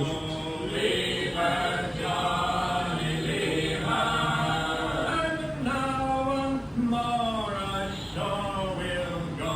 It's time for us to leave her. Leave her, Johnny, leave her. Oh, leave her, Johnny, leave her. For the voyage is done and the wind don't blow, and it's time for us to leave her. And she would not wear, she would not stay. Leave her, Johnny, leave her. They will great seas both night and day. It's time for us to leave her. Leave her, Johnny, leave her. Oh, leave her, Johnny, leave her. For the voyage is done and the wind don't blow, and it's time for us to leave her. It's time for us to say goodbye. Leave her, Johnny, leave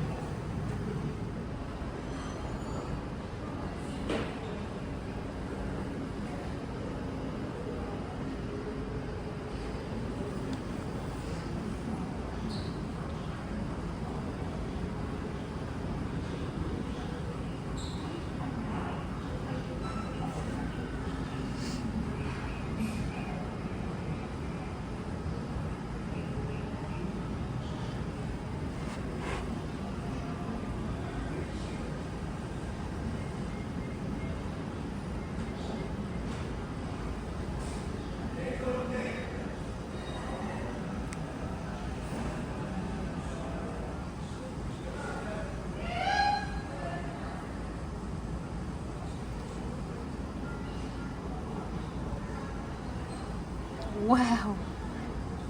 No wonder. This is reminding me of those native mounds in Florida. Like Turtle Mound, we went there. They're always protected, at least the ones that I went to, so we couldn't like climb on them, but this is exactly what they look like, big piles and piles of oyster shells. It's so sad because in Florida, a lot of those mounds were destroyed to make roads in the early 1900s, back before we actually, you know, valued history like that.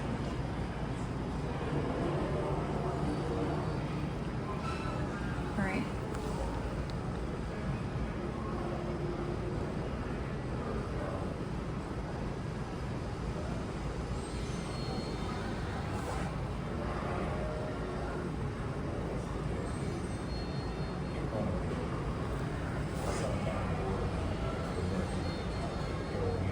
Great scene, life of the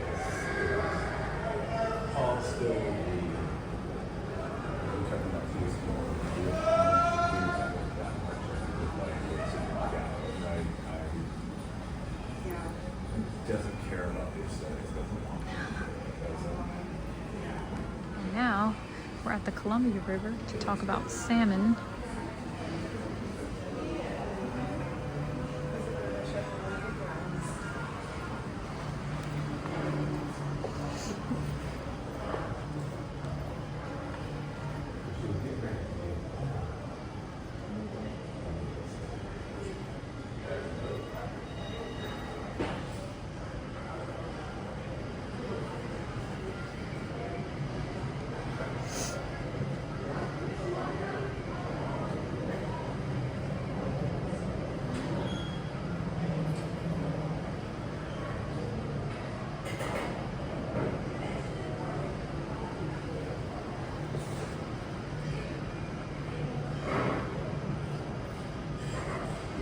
Oh my, between 1850 and 1900, the Indian population along the Columbia declined by 95% due to disease, death, and displacement.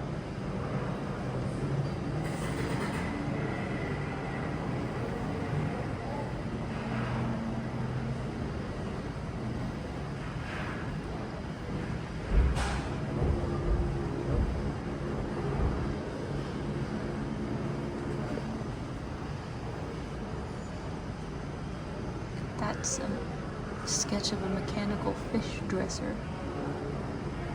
And above, the iron chink. The Chinese were definitely superior at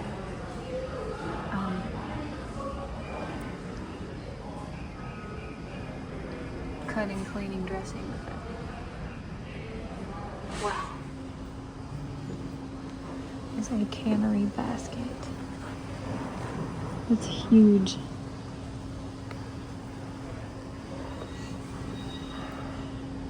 But you see one right there.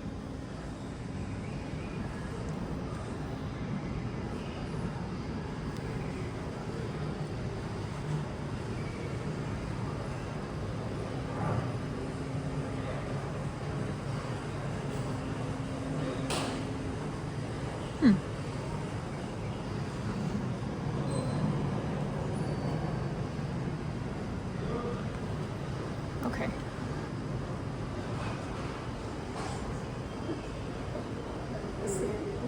I'll hear about oysters. That's kind of interesting.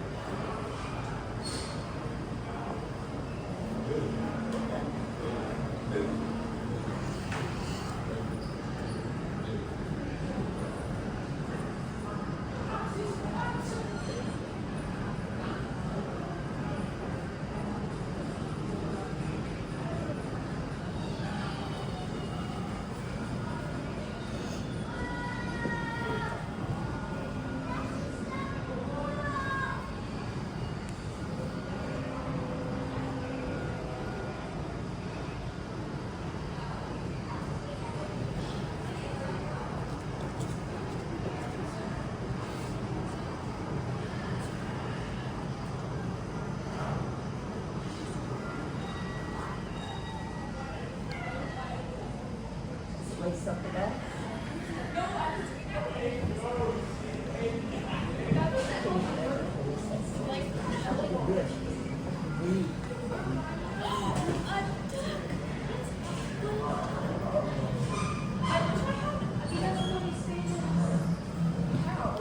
There's no numbers to say what these things are, but those are 3 little boats. Poems and stories. River towns and river networks. This just goes on and on and on.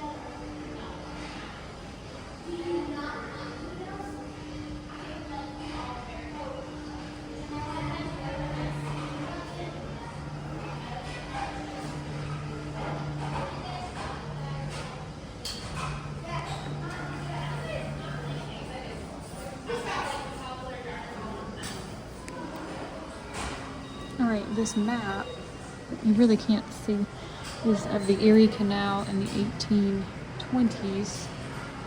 363-mile canal. Commercial success, generating $121 million in tolls from 1825 to 1882, 4 times what it cost to operate. It carried so much traffic that it was enlarged only 10 years later and twice more by 1918. And then, looks like here you've got a variety of different canal carriers. They needed jugs, jars, crocks, pots for the food, the drink, and other perishable cargo. Almost overnight, pottery started to spring up around canal towns, and it turned into practical stoneware. Each piece was made distinctive by its glaze, decoration, and shape. So this first one, it says this is a fish and beehive cooler. There's a little hole down there at the bottom. Fish and beehive cooler. This one is a flour jar.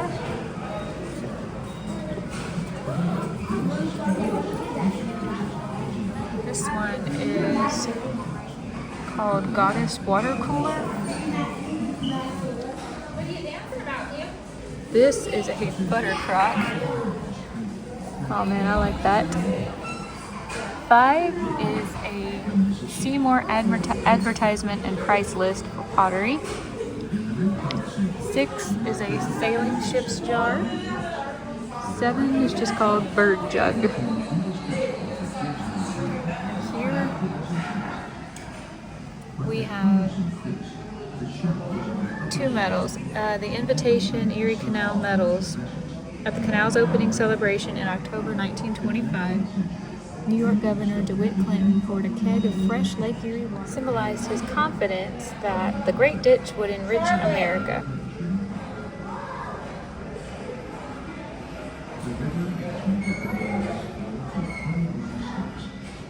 Upriver to Cincinnati. Ooh, pork. We're talking about pork.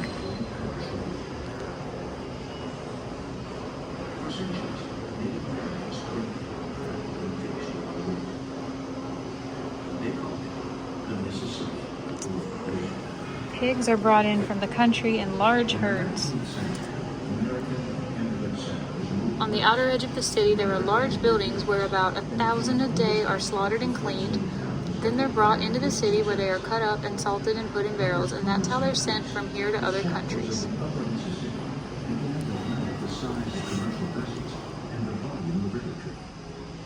In the 19th century, the U.S. government began funding waterway improvements.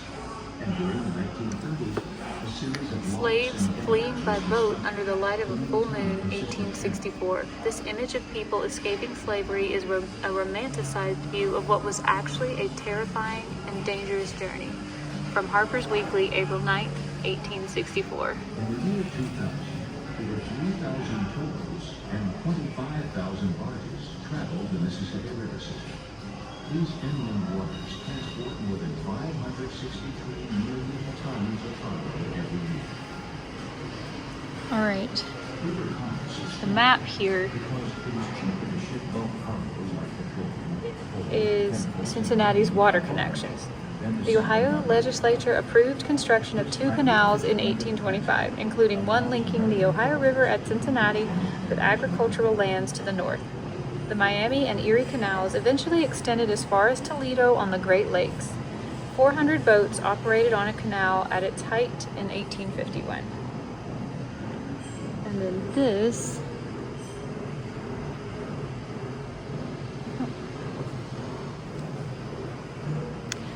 is the Buckeye State.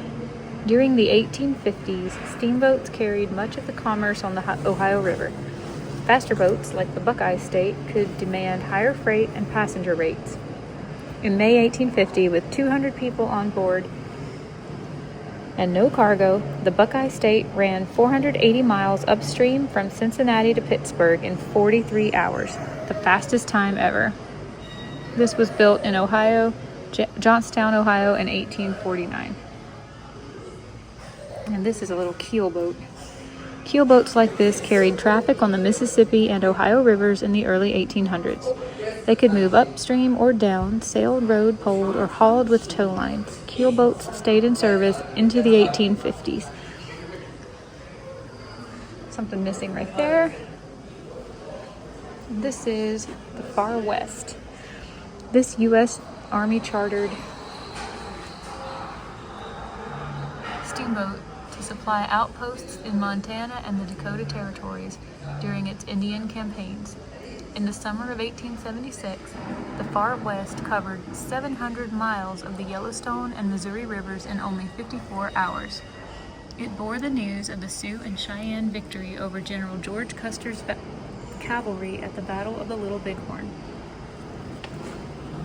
Two tall spars at the front of the boat could be lowered into the river bottom, and with the aid of the capstan and engine power, lift the vessel over shallow areas or obstructions, a bit or hop at a time. This practice was called grasshoppering. And there's a photo back here. A steamboat chugs toward a Mandan village on the Missouri River. The Mandan people called the vessels fire canoes. Into the west.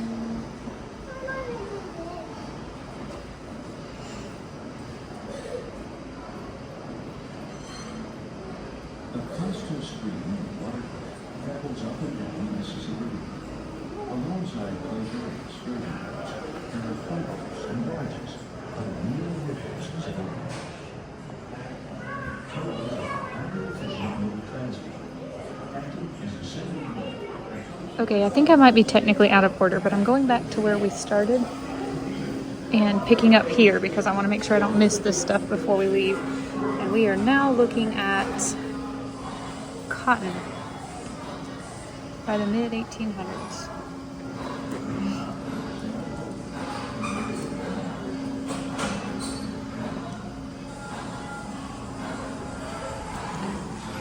The cotton's harvest about 1892. The cotton shipped through New Orleans came from thousands of plantations throughout the South. Until well into the 1930s, it was laboriously planted, tended, and picked by hand, often by sharecroppers and tenant farmers. This photo is part of a ship's manifest, names and describes 83 enslaved African Americans taken aboard the schooner Lafayette in Alexandria, Virginia in 1833.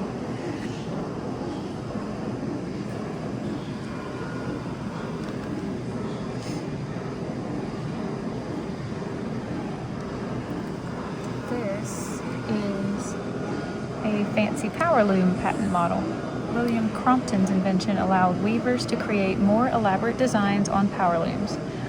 Widely adopted in textile mills on both sides of the Atlantic, the power loom was used to produce fancy designs in silk, wool, and even cotton. And then this is a model of a bale tie.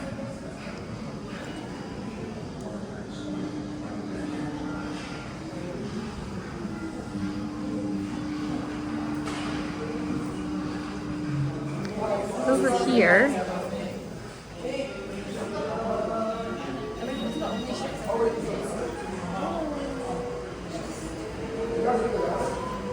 this is Hopper Dredge Willets Point.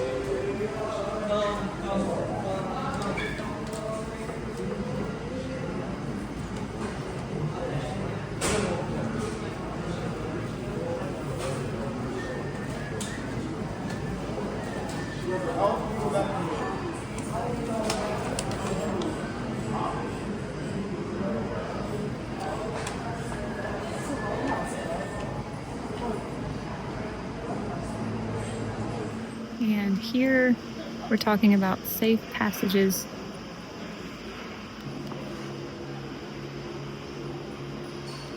Oh, remember the lighthouse?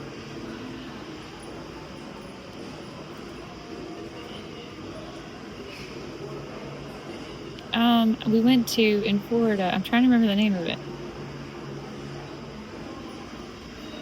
I learned a lot about the lights you put in lighthouses in that video. It was more complicated than I think I ever thought before.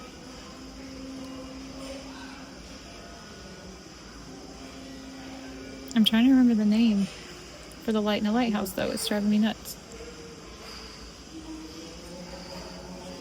Fresnel lens. That's what it was called. The lens in that lighthouse was a Fresnel lens, beehive-like array of lenses and prisms that vastly improved the effectiveness. All right, so in the case, this is the Greenbrier.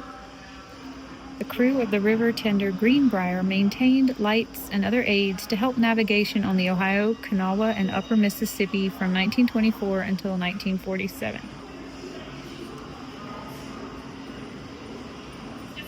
And then the photo is of a stoker raking coals in the boiler room of the Greenbrier in 1943. And I guess that's the Fresnel lens.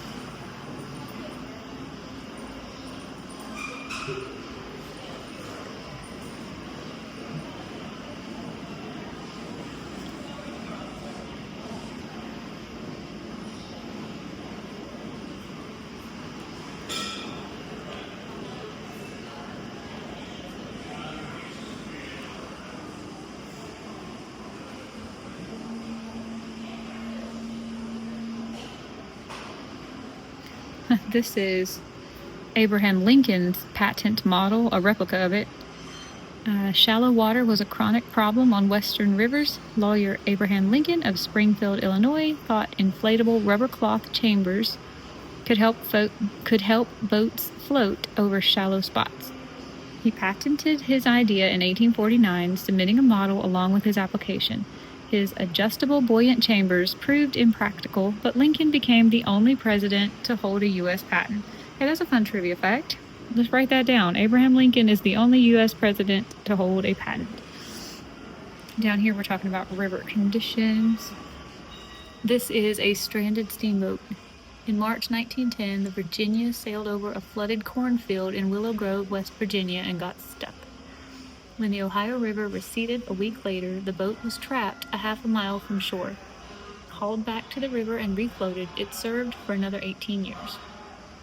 And here is the city of Cincinnati crushed in ice in Cincinnati, January 1918.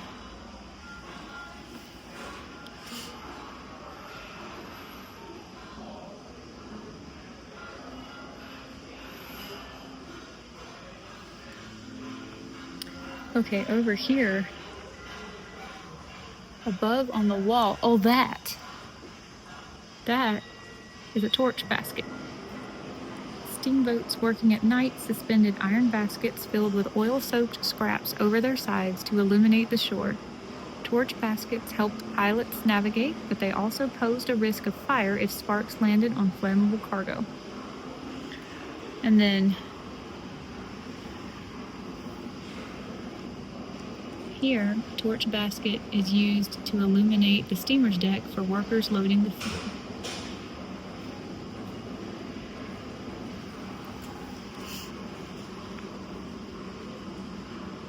Oh yeah, that's true. These rivers are kind of full of debris built to this large river. Very cool.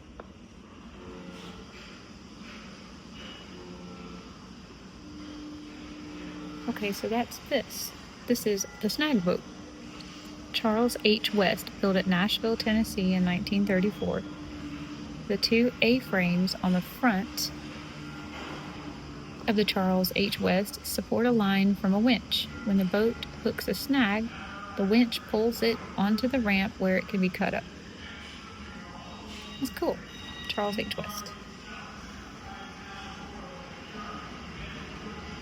And here in the photo, the Great Raft was a 92-mile-long tangle of stumps and fallen trees that blocked navigation on Texas's Red River. Works to clear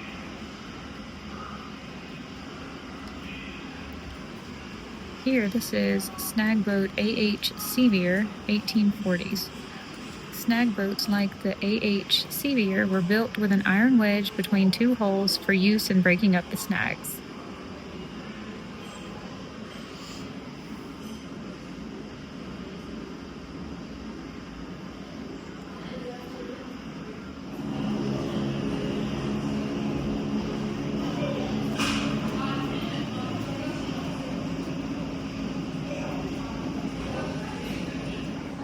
The Great Raft was a 92-mile-long tangle of stumps and fallen trees that blocked navigation on Texas's Red River. Work to clear this big snag began in 1832 and continued for various stretches of time throughout the rest of the century. This snag boat, the U.S. Aid, is working to keep pace with the dynamic river conditions in 1873.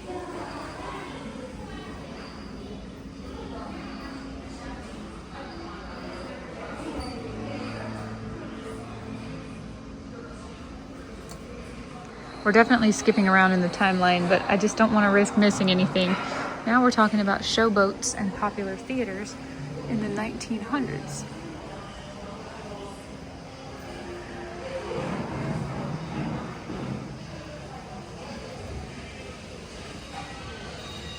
So this photo of the Floating Palace 1888 consisted of a museum of oddities, a menagerie, an aquarium, and a showboat. The Great Moral Show slogan on the side of the boat reflected the role of showboats as family destinations. Advertisements emphasized clean shows and a refined atmosphere. And there you can see Great Moral Show.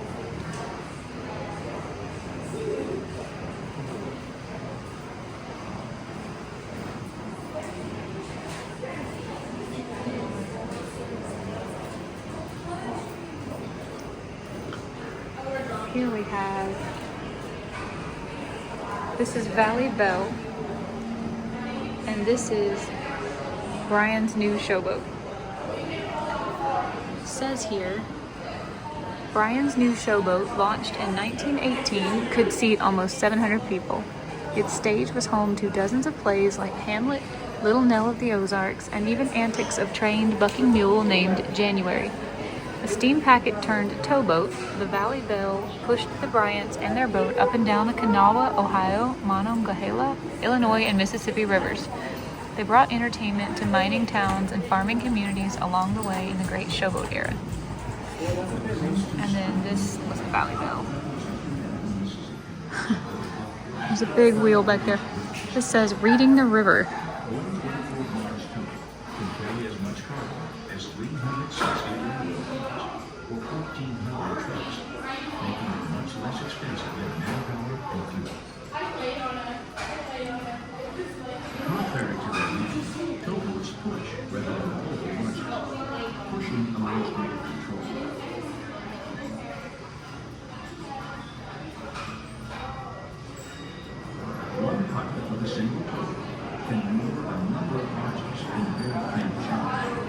Above, steam whistle. Oh, there, steam whistle. River pilots signaled their actions to other boats and the shore with loud steam whistles. I grew up partially deaf from being right under the whistle all summer for many years, wrote Dorothy Heckman, daughter, granddaughter, and niece of steamboat captains. This whistle served the steamboat John Heckman in the early 1900s. The pilot wheel from the ferry boat Kiwanis from 1923. This wheel operated as a ferry across the Mississippi at Cairo, Illinois. Standing high above the vessel's deck, the river pilot steered by standing on one side of the wheel or the other. And here's an illustration. And then the photo mural is Pilot House of the Great Republic.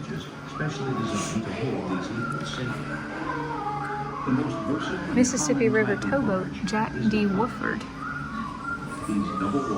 River towboats are small but powerful vessels used to push barges up and down inland waterways. Most towboats push 15 barges at a time, lashed together 3 wide and 5 long. 15 barges carry in as much freight as a 3-mile-long freight train or a string of tractor trailers stretching 35 miles. The Jack D. Woodford was built in 1966 and was still transporting cargo between St. Louis and Minneapolis in 2007. At the boat's bow are 2 large steel knees that push against and brace the barges. To avoid the Mississippi's many sandbars, the Woodford has a very shallow hull, rarely reaching depths of more than 9 feet.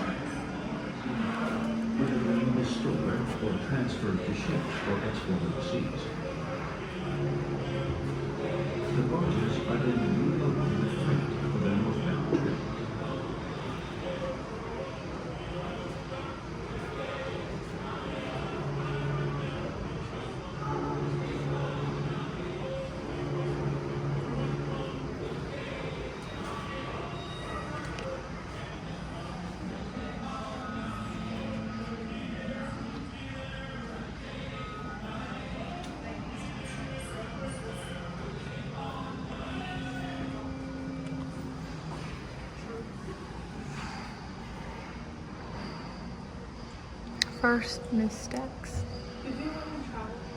I don't know what I'm looking at. I think I have become completely saturated with nautical history. This is crazy. Okay, continuing on. Painting above, up here. This is called City of Tokyo. Hi there. Here we have 2 trunks. Gosh, it's hard to film in glass, I know. I'm just gonna read you what this says. I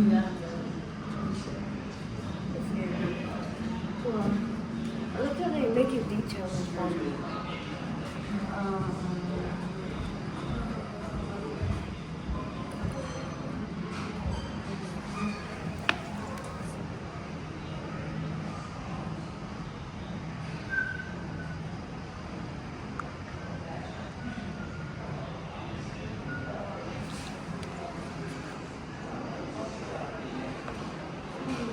I wish we could see this better, but the glare is making this one really hard. Here's its story.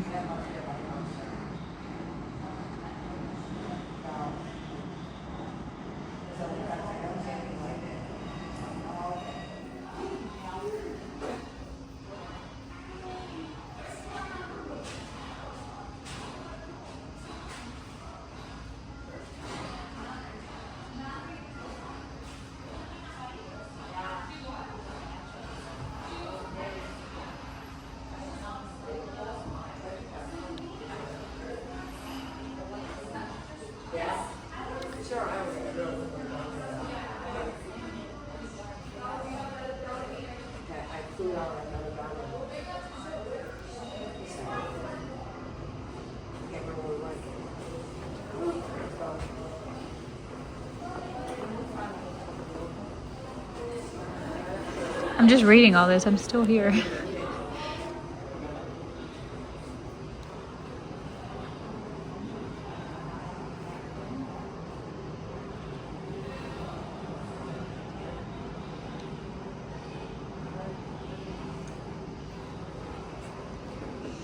are we doing down here? Look, explore the ship. Whew.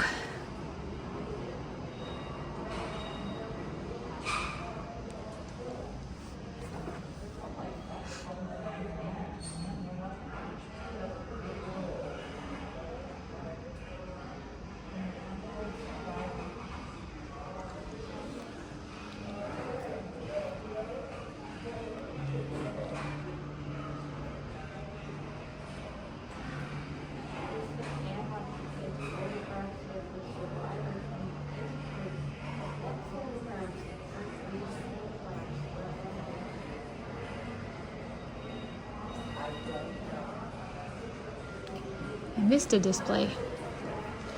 Let's go back. Ocean crossings.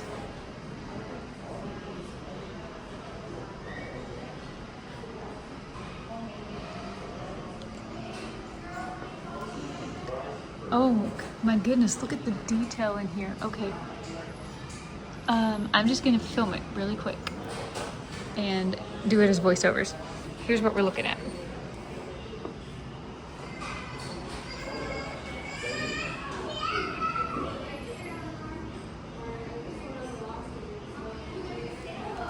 Number 1.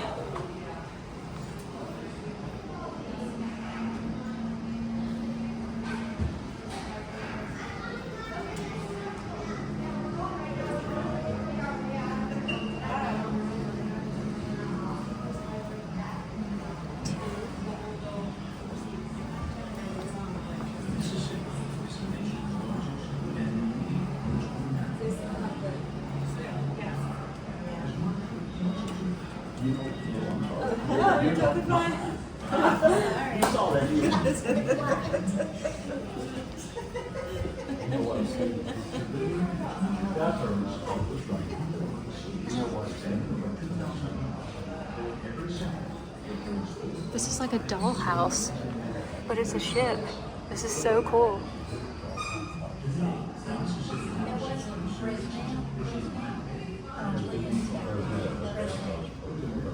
The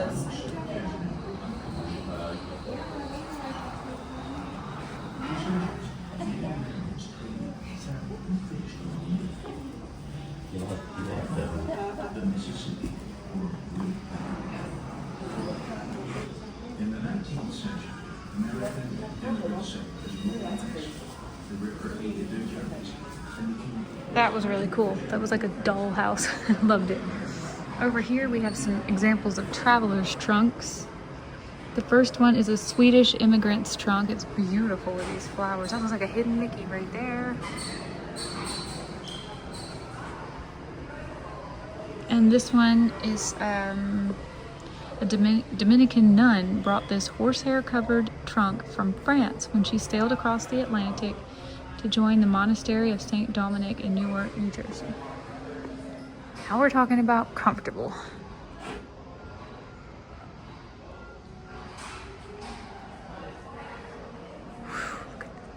It's the Titanic.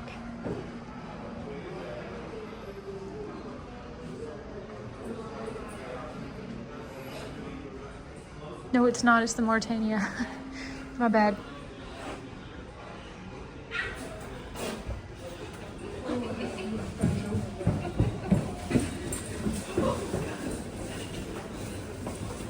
Wow. It's so fancy. It's so big.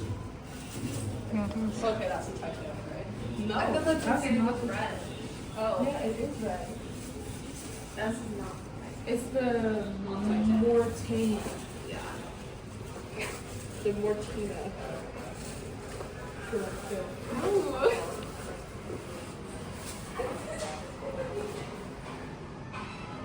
That is so cool. That is so big and so detailed. I love it. There's a photo from their first class lounge. Wow.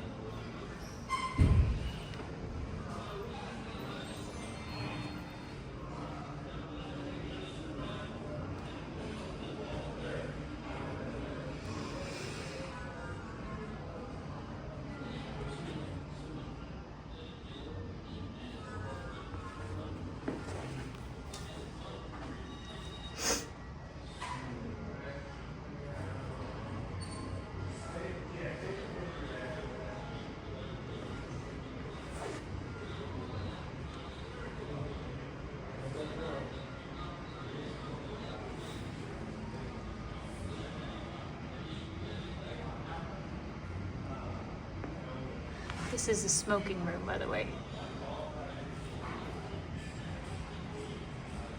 And this is a dining saloon.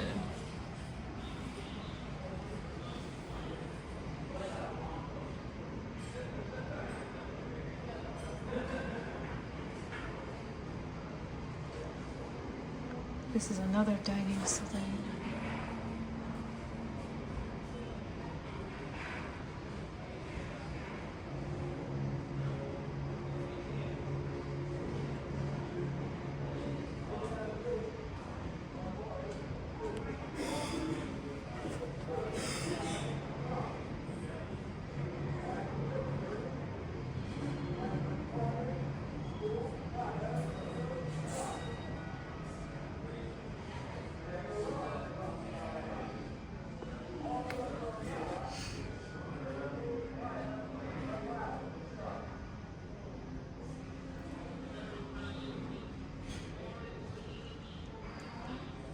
Okay, this is the Titanic.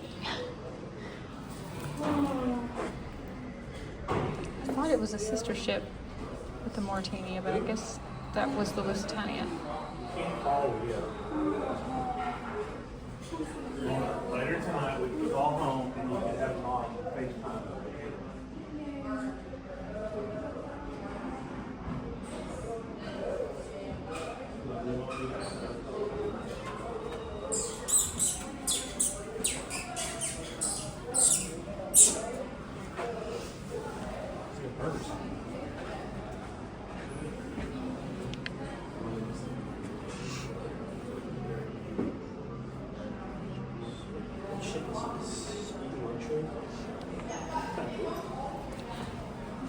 Life vest. Titanic. It's not. It's a speed luxury. No, that's the title of like that article thing right there.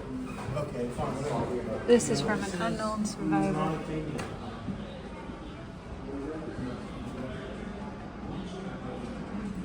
This is a map from 1912, and it's the proposed route of the Titanic. The handwritten editions were made shortly after the sinking.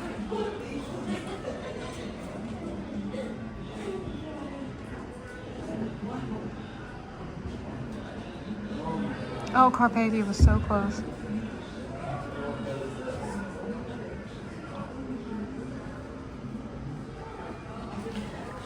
This camera.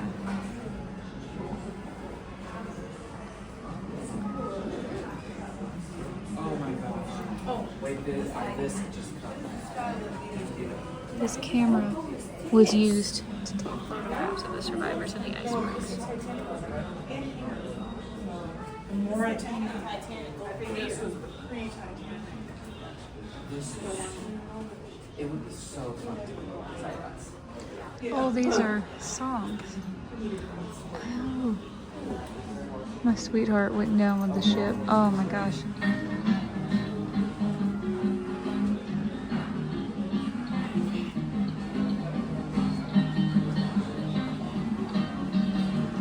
We're listening to the Titanic. I didn't see a sign for what this is, but look at this ceiling above us. I can't even get it all in one frame. This is incredible. I do not see a sign telling me what this is. Is it the actual ceiling from a ship or a replica ceiling from a ship? Wow, that is just so pretty. And look at the detail. Let me zoom you in.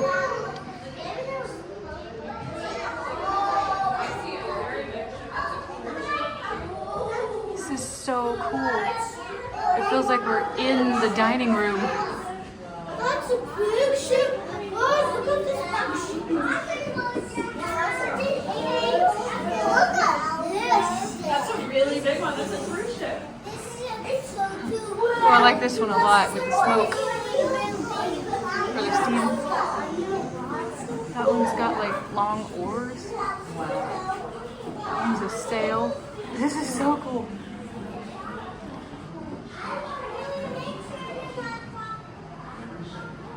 Incredible.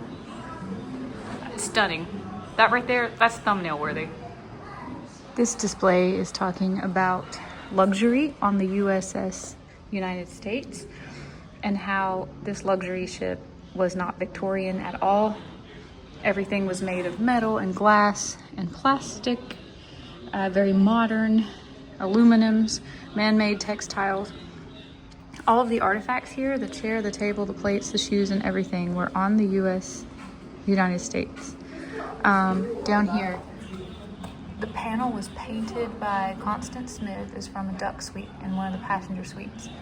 And these evening shoes, after just one cruise, these shoes were found in a chandelier. Can you imagine how much fun she was having? One cruise and she loses her shoes in the chandelier. But champagne, some glasses, beautiful plates. And then back there is the painting from the duck suite.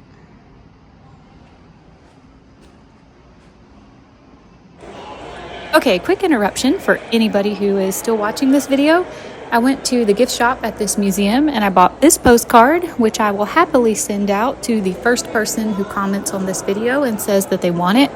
If you are the first person, I'll respond to your comment and give you an email address where you can send me your address, and I'll write a little note on it and send it out with the very next mail. Thank you so much for watching and for the support. This is too small of print. I can't read it. I'm going to zoom in and try, but just pause the screen if you want to zoom any further.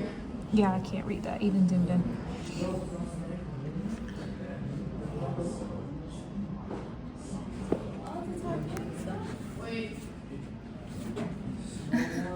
One thing we don't do is use a color that is all yellowish, anything that would remind the traveler of the condition of his stomach. Interesting.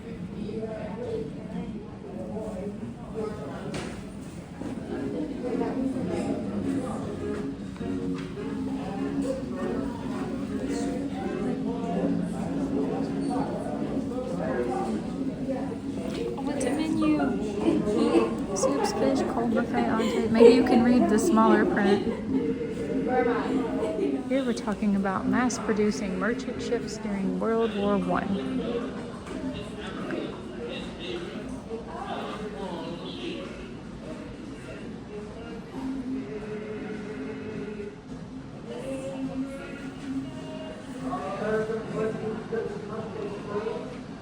Posters like these linked shipyard productivity and patriotism.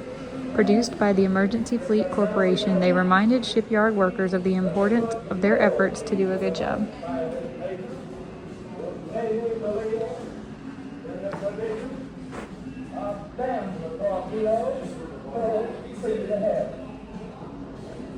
Electric welders at Hog Island about 1918.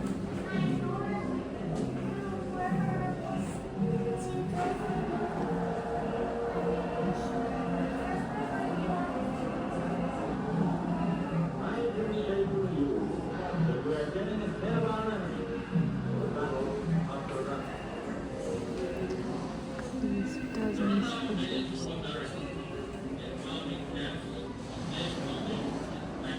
Look at these.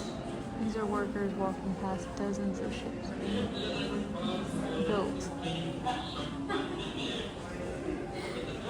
And then, I'm not sure what this is.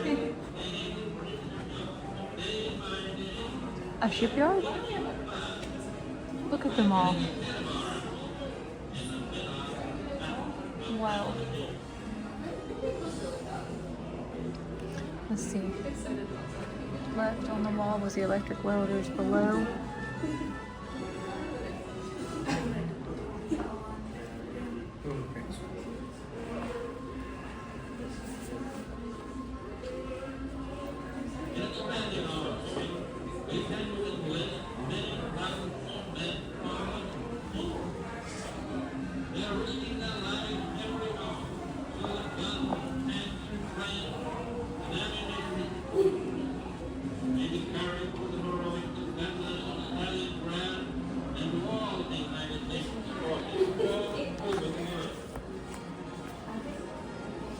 I'm sorry my phone is tilting around so much.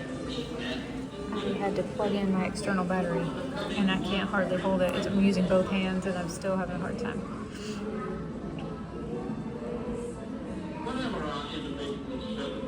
Shipyard volunteer buttons. We are all in it. Our spirit is good. We Americans, our allies, are going to win. Don't let anyone tell you anything different. We therefore fight for the restoration and perpetuation of faith and hope and peace throughout the world.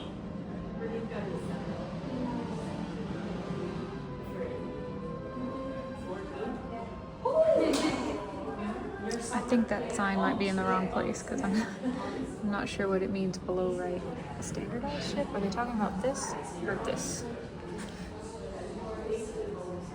Oh, I didn't see that. Okay, that makes sense.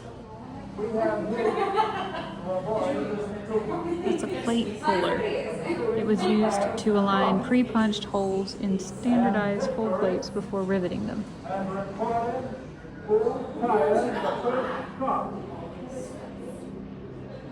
In the long run, however, all of the matter is who fired the last shot. With every passing week, Here's launching days responsible for this. It's a silver dollar. Oh, I'm so sorry, I cannot focus on this. This is launching day. The Liberty ship Peter Donahue, named the founder of Union Iron Works in San Francisco, was launched on February 12, 1943 in Sausalito, California, with many Boy Scouts present. The sponsor, Mrs. Thomas C. Nelson, was the mother of 2 Eagle Scouts, one of whom was missing in action with the U.S. Navy at the time. This is an oil tanker. American shipyards mass-produced tankers as well as cargo ships. Some 533 oil tankers like this were built during the war. Merchant mariners.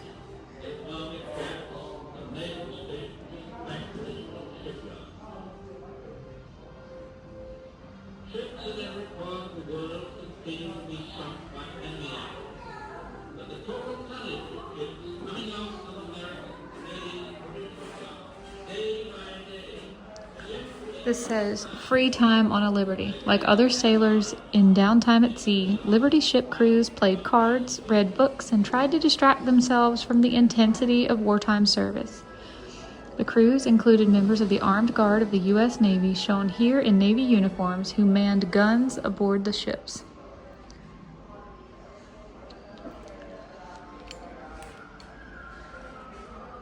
Is there supposed to be a movie playing here or something? We got chairs to sit and watch it.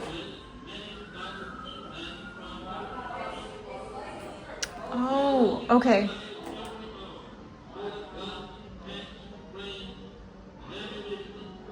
We were in Iceland almost a month, and finally, around the latter part of June, we got to where we might start forming up the convoy. And this was going to be the biggest escorted convoy yet. There was the battleship Washington, the American Navy. There were several English heavy cruisers and so on. One of them called the HMS Courageous, I'll never forget that. They had at least one escort vessel for each of the merchant ships. Minesweepers, corvettes, things of that sort. They even had two anti-aircraft ships that were X-United fruit banana carriers, and they fixed them up with huge broadsides of these pom-pom guns, and they were very impressive. Anyway, off we went. Once we got the convoy organized, and it was a multinational group, everything from a Russian tanker to Dutch, a couple of Norwegians that somehow had been overseas, and they were in a convoy. It was quite a group. PQ-17 was the number of the convoy, and out of, I think, 34 ships, I think it was only about 7 survived. I think about 27 ships were sunk.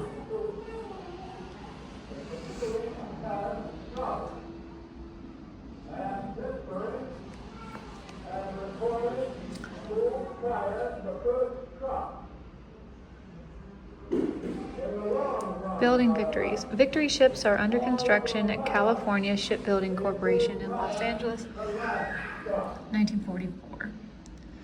Faster freighters had a better chance of surviving transoceanic crossings in hostile waters. As steam turbine engines became available later in the war, a few shipyards began building more powerful cargo vessels called victory ships.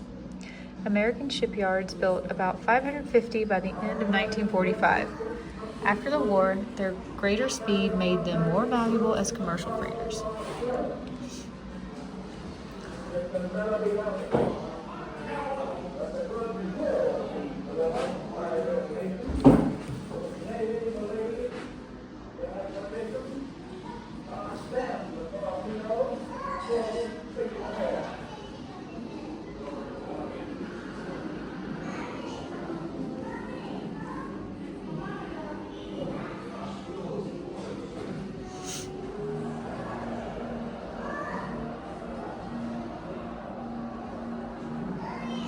This is a Liberty ship, where it's crucial to the Allied war effort during World War II as any tank or fighter plane. Nearly everything the Allies needed to fight in Europe and the Pacific arrived in ships. Tanks, locomotives, tractors, tires, ball bearings, ammunition, fuel, food, and cigarettes, to name only a few. Naval vessels were first in line for new steam turbine engines, so Liberty ships were built with tried and true reciprocating steam engines, reliable but slow. By the end of the war, 2,600 Liberty ships had entered service.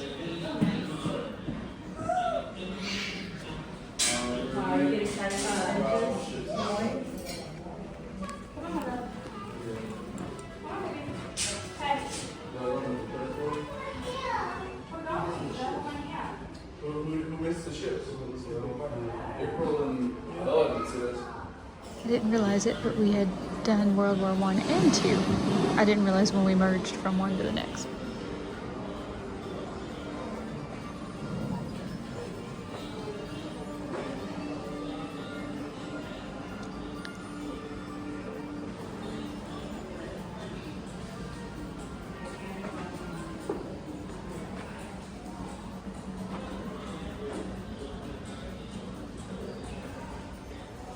Okay, this is overwhelming. We are talking about the Alaska Ocean, which is this big ship right here.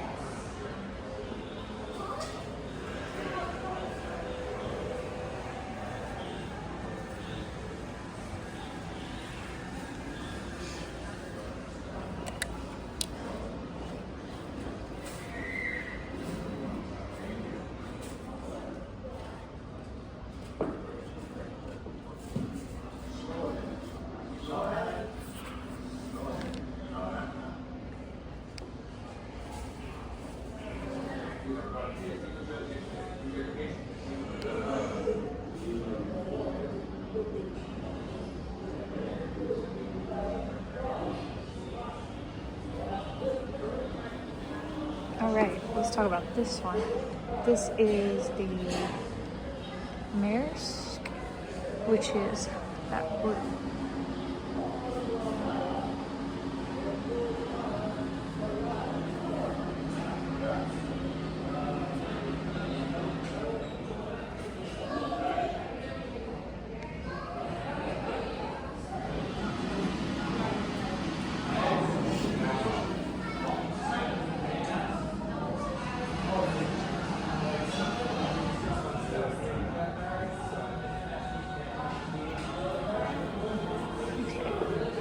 Next, we'll talk about the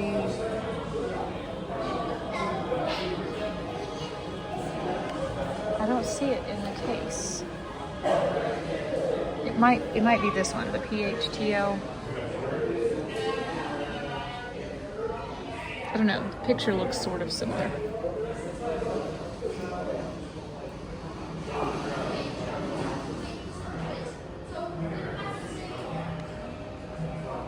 Yes, that's this one, right?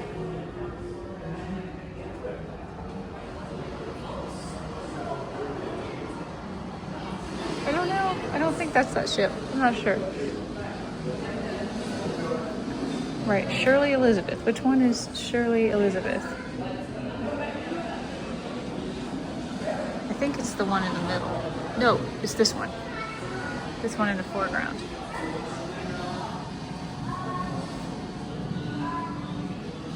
Those little tiny ladders. Teeny tiny. This is called the Methane Shirley Elizabeth. The Methane Shirley Elizabeth is what this one's called. Okay.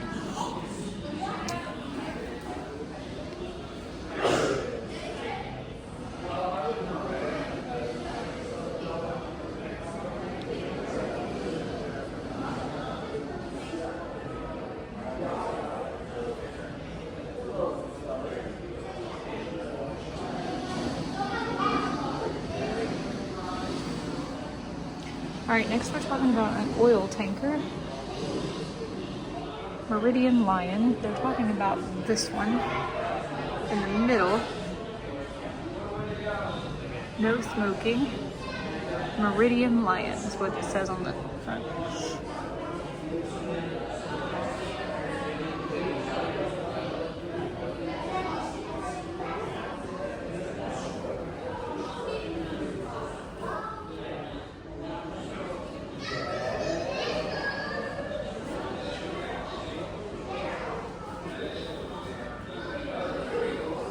And lastly, we're talking about cruise ships. Fun fact, Michael and I have a cruise booked coming up not too far in the future. If all goes well, nothing changes with our plans. We are probably going to be vlogging that too. But they're talking about this cruise ship up here.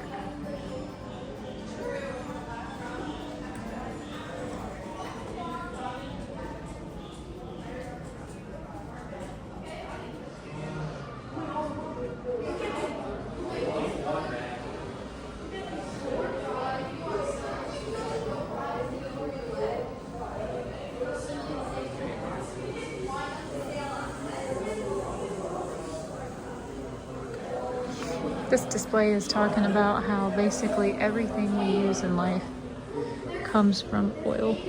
All synthetic materials and plastics that we wear and we use every day are derived from petroleum. Oof.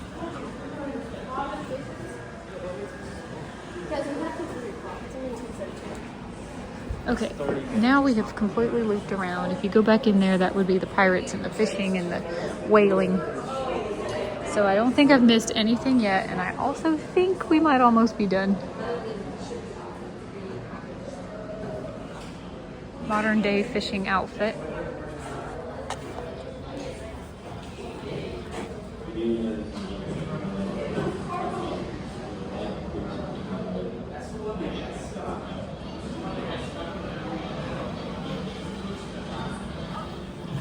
Says this gear was worn on the Alaska Ocean's fish deck in the summer of 2007. Motorola's phone. You can't really see it, I'm so sorry. Insulated boots, a hard hat, knife, fanny pack, life vest.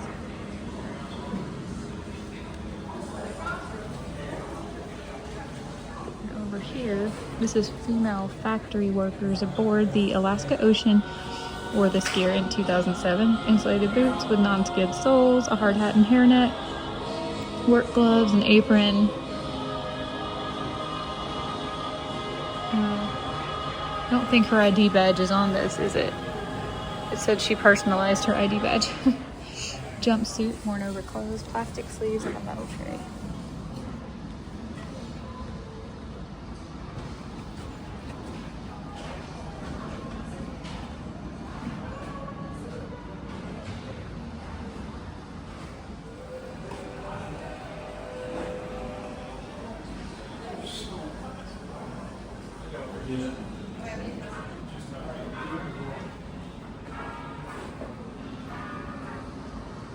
I'm not gonna watch this whole video.